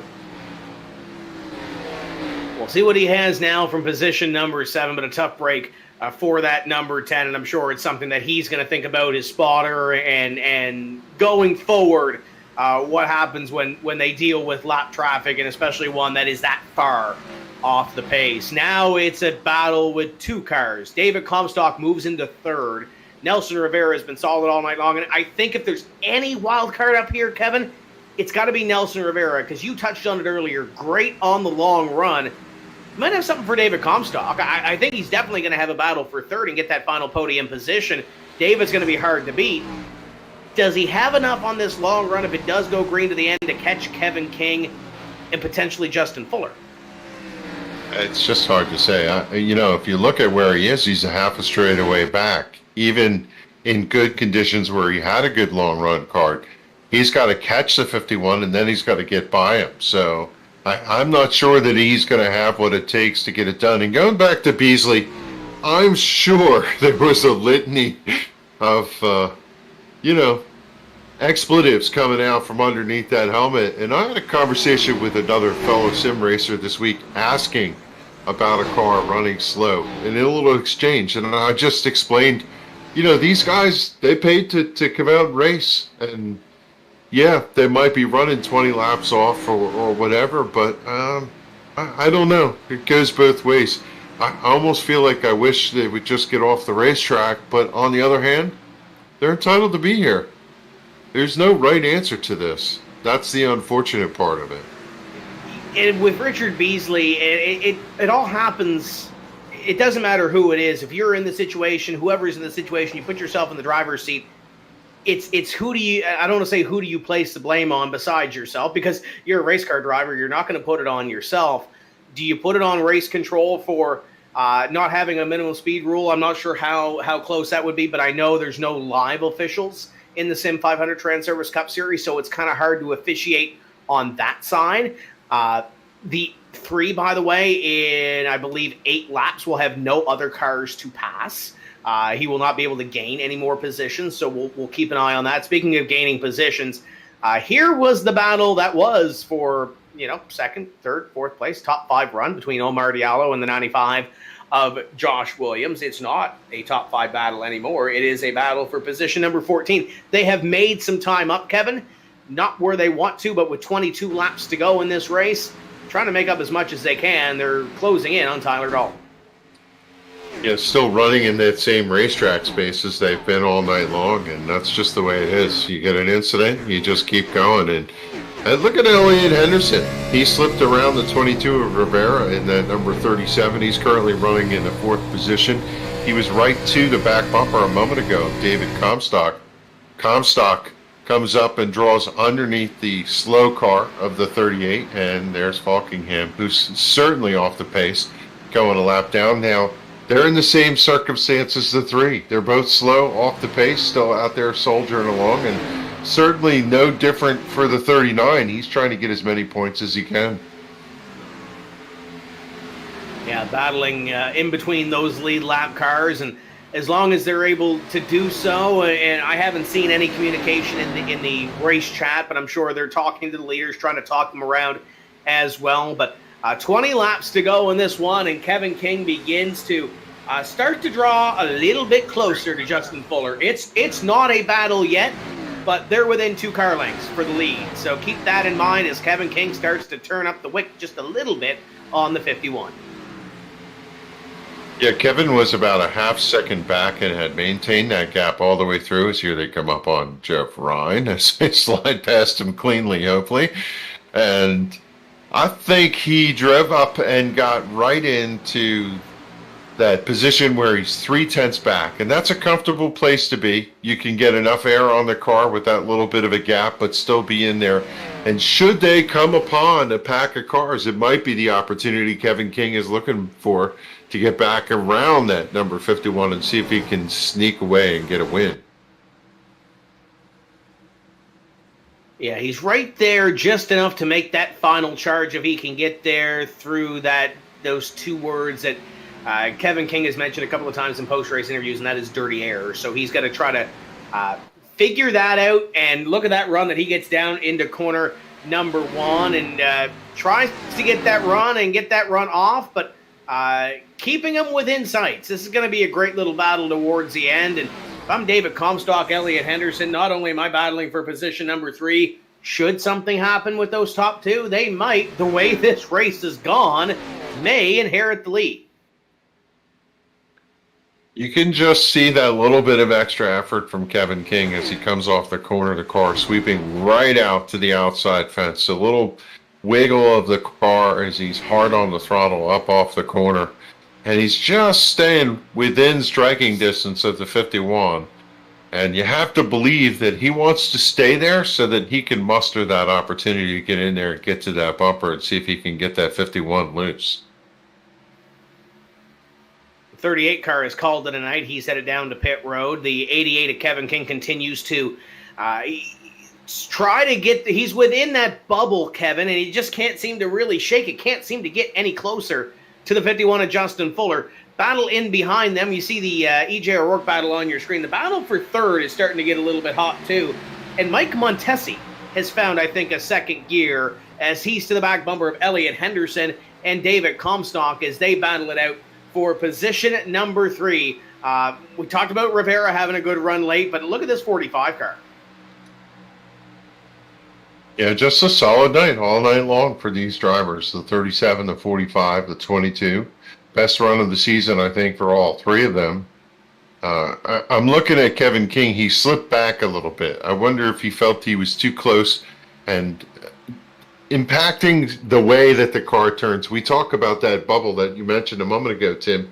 It's one of those deals where if you get too close, your car has no air on the front end, and you have to turn it harder into the corner in order to scrub the track enough to get the traction to get that front end planted. If you back up a little bit, you don't have to work as hard, but you're certainly not there to take advantage. There's no cars out in front of the 51, and maybe the 88 is just laying off here waiting with 15, 14 to go. When do you make your charge? When do you have to go get them? Right now, I think you have to keep the gap manageable, and obviously with being 0.2 of a second, it was manageable. 2 car lengths with Kevin being 0.4 of a second back, it's manageable because it's not fluctuating a whole lot. Great run into the corner there. If Kevin's going to make the run, it's going to be into the corner because he has been a little more superior than Justin Fuller, at least on the corner entry, but Fuller might not be necessarily pushing it here at this point. David Comstock seems to be, I think, the one that's kind of back and forth trading quick laps with these drivers. Actually, Comstock, the last couple of laps, has been about 1/10 of a second quicker, but it's been going back and forth. So this might be a 3-car battle before the end of it. But if I'm David Comstock, if I need to get to Justin Fuller, I got to pass Kevin King, and that might be easier said than done. We might have ourselves a close finish here with 12 to go. Yeah, I think Comstock probably has the fastest car on the racetrack right now. 31.87 to a 32 flat for Justin Fuller, who's in the lead. Fuller, King, within 1/100th of a second that last time for lap times, but it is Comstock who's charging them down. He's been gaining 1/10, 2/10 every lap, and he's visibly closing in on Kevin King. Yeah, David Comstock is still turning laps in about the 31.8 bracket, a high 31.8s. Kevin and Justin are 32s. Last time by for the 51 was a 32.90 or 31.99. So David Comstock consistently faster, but when it's 1/10 a lap, there's 11 laps to go. It's going to be close, and especially when he has to pass Kevin King, and Kevin King lost a little bit of ground that last time by to Justin Fuller, a 32.02 to, you look up there, Kevin King's 32.06 to a 31.92 for Mr. Comstock. David's the quickest car in the top 3. It's just a matter of what he can do to try to get by these 2 in front of him. Yeah, 2 fastest cars on the racetrack that time were Kevin King and David Comstock. But I'll tell you, or no, maybe it was David Comstock and Elliot Henderson. Henderson in 4th position has turned up the wick. and Henderson is coming, but I think he's going to run out of time. I think he waited a little too long. David Comstock, it might end up being David waiting a little bit too long to at least battle for the lead. This battle for position number 4 is going to be a battle amongst them for that fourth place position. I don't think they're going to get to these top 3 unless a caution flag does fly, and Justin Fuller has kind of turned it up the last couple of laps or so. But Kevin King keeping within that 5/10 of a second, kind of mirroring those laps. But you can see it there on the ticker. Comstock consistently a 10th or so, give or take a couple hundredths faster than these 2 drivers in front of him. He's got to make quick work of Kevin King if he wants to lead. You can almost see where Comstock is making his advantage in turn 1 and 2. He's entering high and driving down the banking, and he's going to make easy work of Kevin King. King, again, long run, car just not there. Comstock, good into turn number 1, drives down this steep 24-degree banking to the back straightaway, and will Comstock be the one to charge and get a victory here tonight?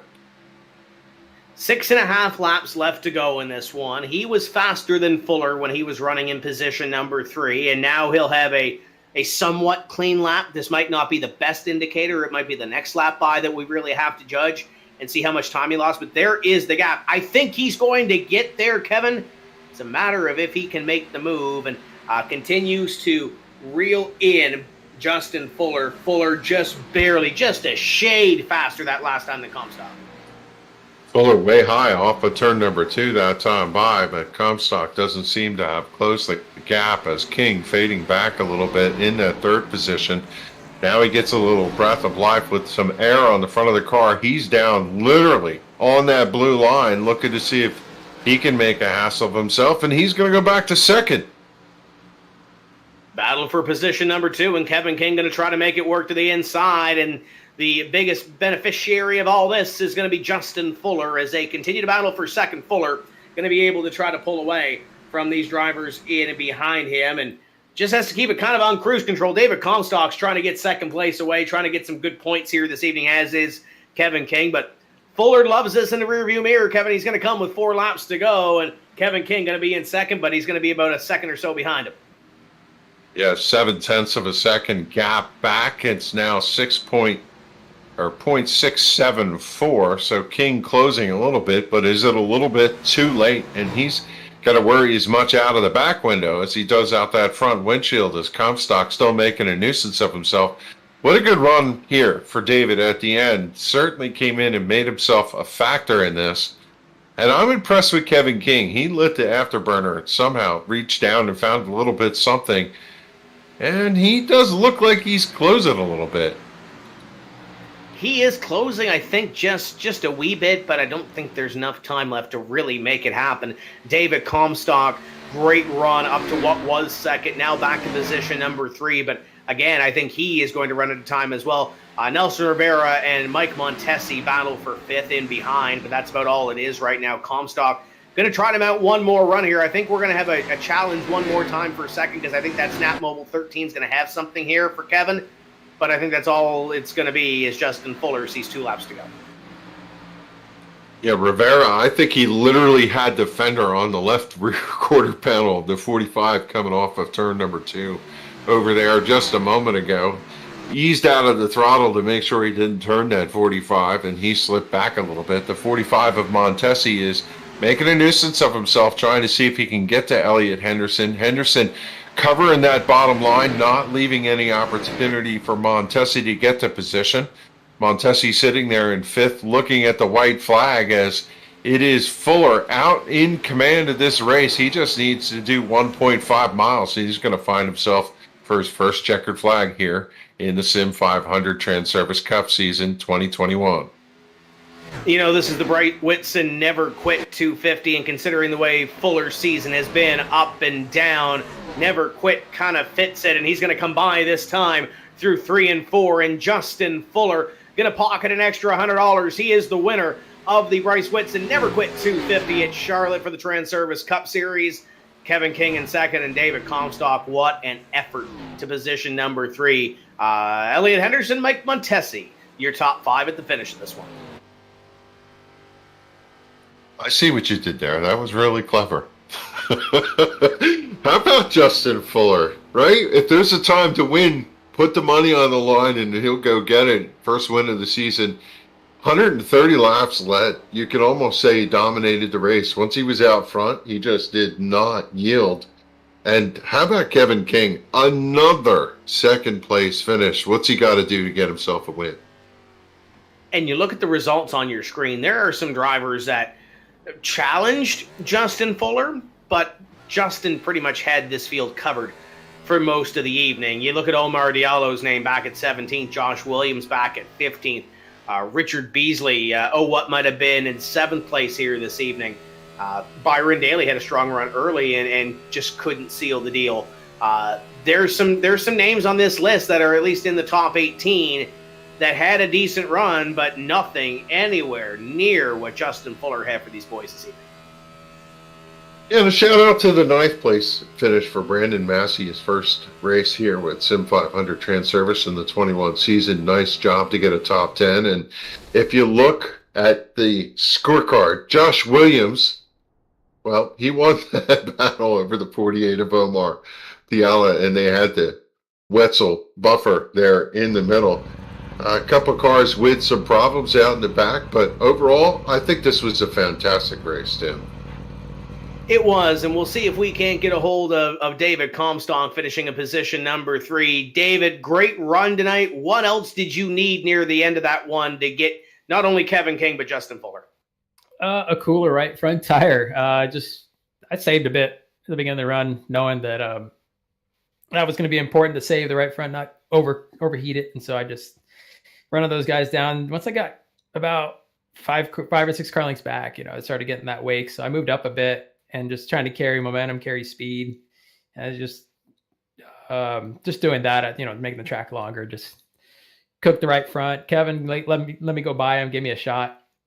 But I was also pushing at the same time, just trying to minimize my time that I was going to take to get by Kevin if we if we we're going to battle, but I didn't know he was going to let me by.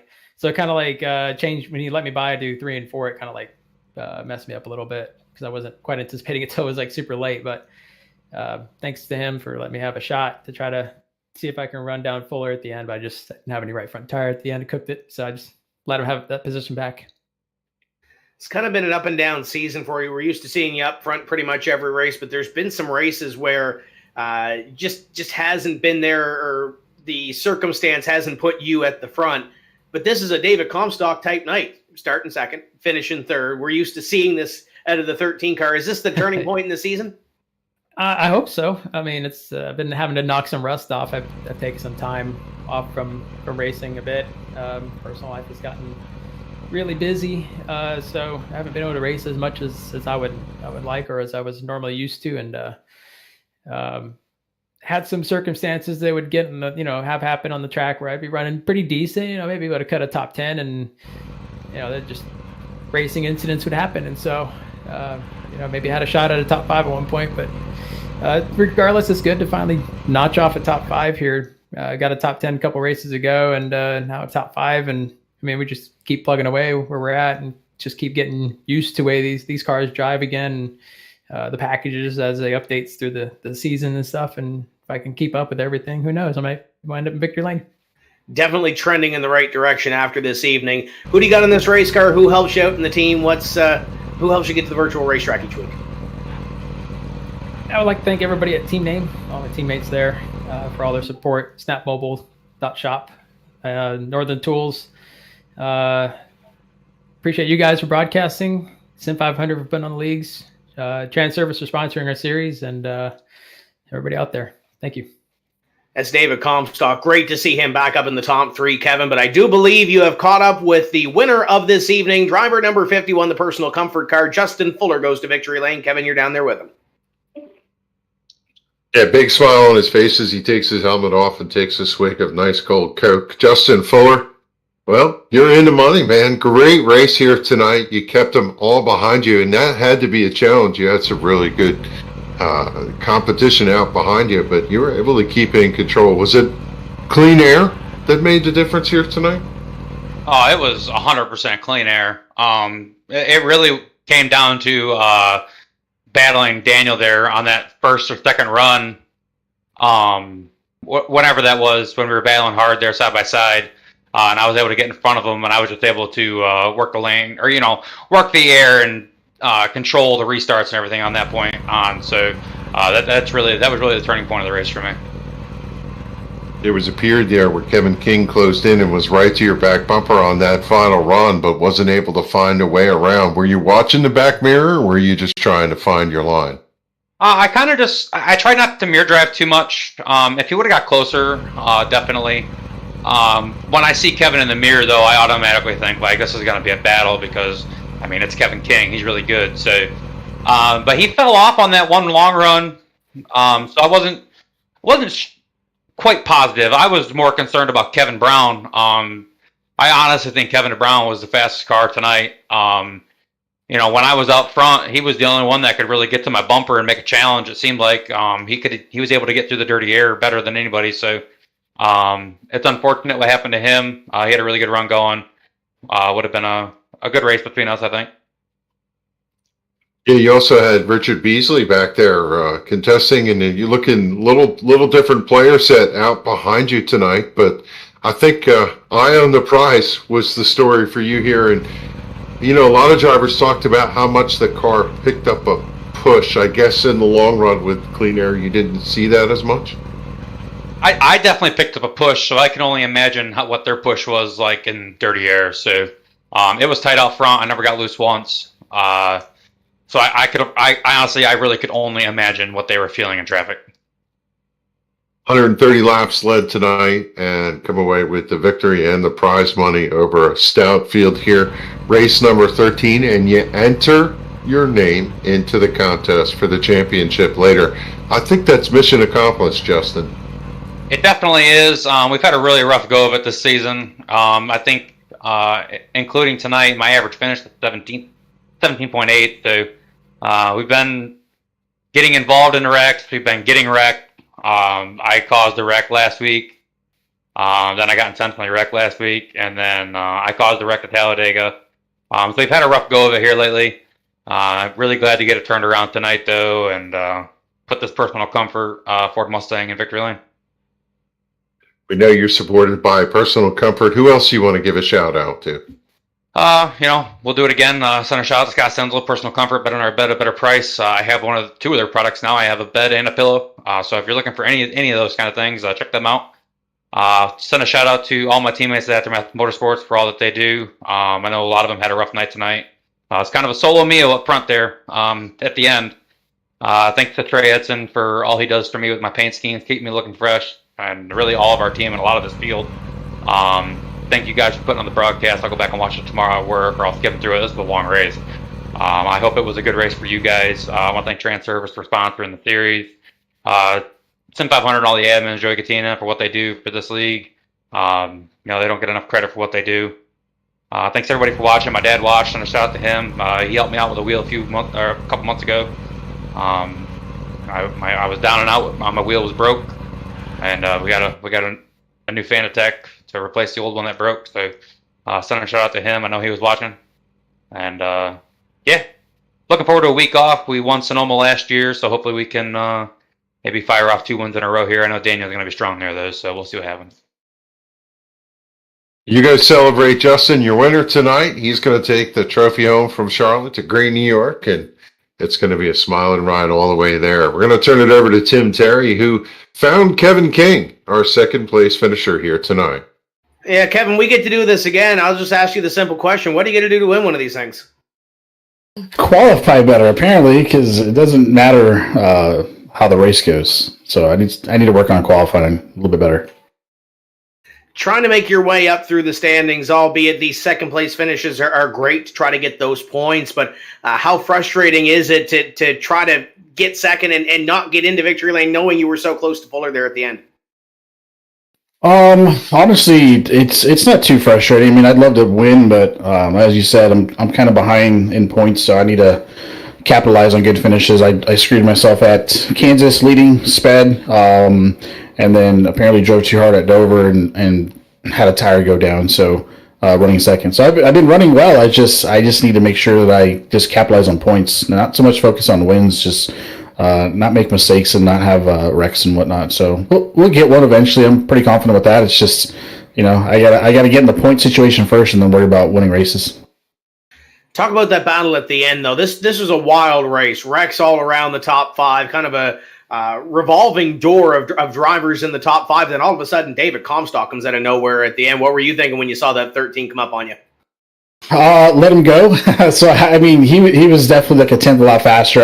I probably ran way too close to Fuller, trying to see if he would burn his stuff up and see if I could. I had a problem with just, I think I used too much offset and burned my stuff up too much in the right front. And so when I saw him coming, I was like, please have at it. Like, top 3 would be fine. He's faster. I'm not going to hold him up. He's a nice guy. And then he got by me and just stalled out. And then I had a really good 3 and 4, and I was like, okay, I guess I'll take this back. So I gave him a shot to try to get the win, or at least try to attempt at it. And he just, he stalled out. But he was definitely digging at the end. It wasn't too surprising. He's a pretty good driver.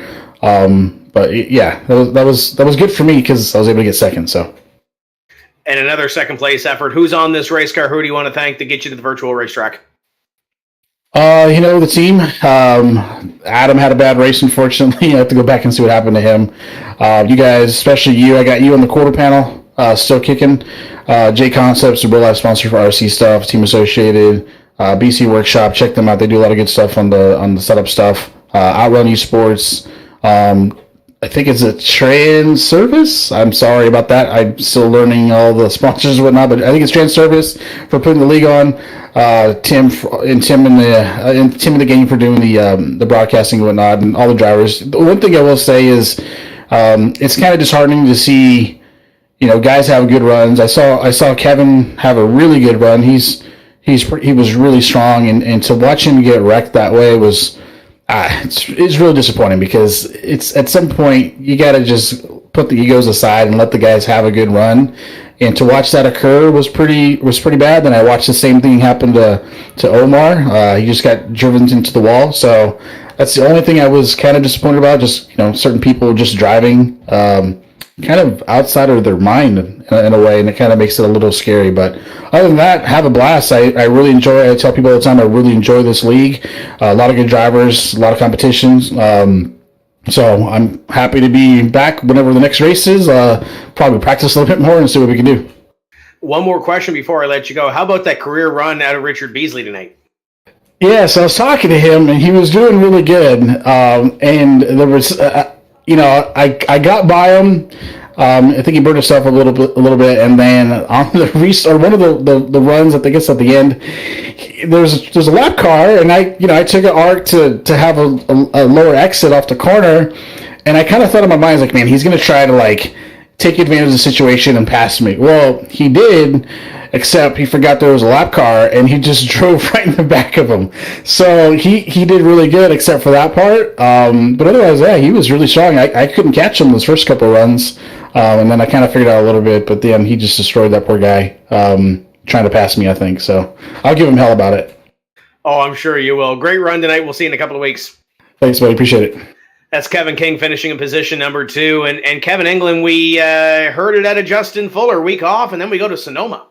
Yeah, gonna turn left and right when we get there. And I think these drivers are, you get into that stretch where you run week after week after week. And to your point earlier, I think they're going to take a collective breath and they'll be back full of steam, ready to go for Sonoma. And always fun to go out to the left coast and turn left and right. And I don't know, that the thing about this is it's a lot like restrictor plate racing, of days of yore or whatever. Some people just take to that kind of thing, and I'm not quite sure who the road race aces are, so we're going to find out in a couple weeks.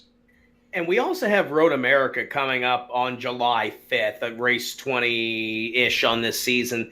Looking at the schedule coming up, though, the All-Star event, it's slated as Eldora, but I don't think it is Eldora on the schedule, so they'll have to figure that out where they're going. They've got Nashville in there, but who knows what's going to go into that slot. So we got a couple of races that we might not be sure where we're running. And then we go to Road America. We got Pocono. We got, I believe, Phoenix. Got New Hampshire listed on the schedule, and then Iowa leading up to the end of July. So, Paul, it's a very diverse schedule that we have coming up here with the SIM500 Transervice Cup Series. But a week off, a a week to collectively catch our breath. I think for some drivers that might be better needed than others, and then we head back to the road course. But we got some action coming up here in between then on Verdane TV. 100% Wednesday night. We got the doubleheader, 7 o'clock p.m. Eastern Time. Tim's Corner Motorsports bringing us Tim's Corner Live. I think we're on episode 16, 17 now, Tim? Yeah, we're on episode 17. Last week was fun with the Oblina sisters and all that, but this is going to be fun this week. We've got Marty Prevost coming on, driver number 11 on the Maritime Pro Stock Tour, and Ross and Sarah Thorne, another father and daughter driving combination, going to be on there from Eastbound Park as they open their season on Sunday. So we'll give a little love to Mike James and all the guys over there getting ready for Sunday on Wednesday before the Fatheads Cup Series race. Yeah, a tough break this past Sunday. Eastbound Park opening day getting canceled due to snow, unfortunately. So that'll get rescheduled, I'm sure. You made mention the Fatheads Cup Series trying to crown a champion. 3 races left in that championship hunt. 9:15 start time Wednesday night. And then Thursday night, some more road racing action, 8:30 p.m. Eastern Time with the Multi-League Cup Series. That's going to be a blast. Just had a great race at Circuits of the Americas. Wasn't quite a wreck fest like the actual Cup race was. It was pretty intense racing all the way throughout. But we also don't have rain in iRacing just yet, so that'll be fun to check out. Be sure to check out iRacing.com. Check out TrackCams22.com as well. Awesome camera angles here throughout the night. They did a lot of hard work on those, and we brought them to you live here on Verdane TV. But that's going to wrap it up here for us. We're off next Monday night. We might actually call a little bit of Liberty Racing Series action.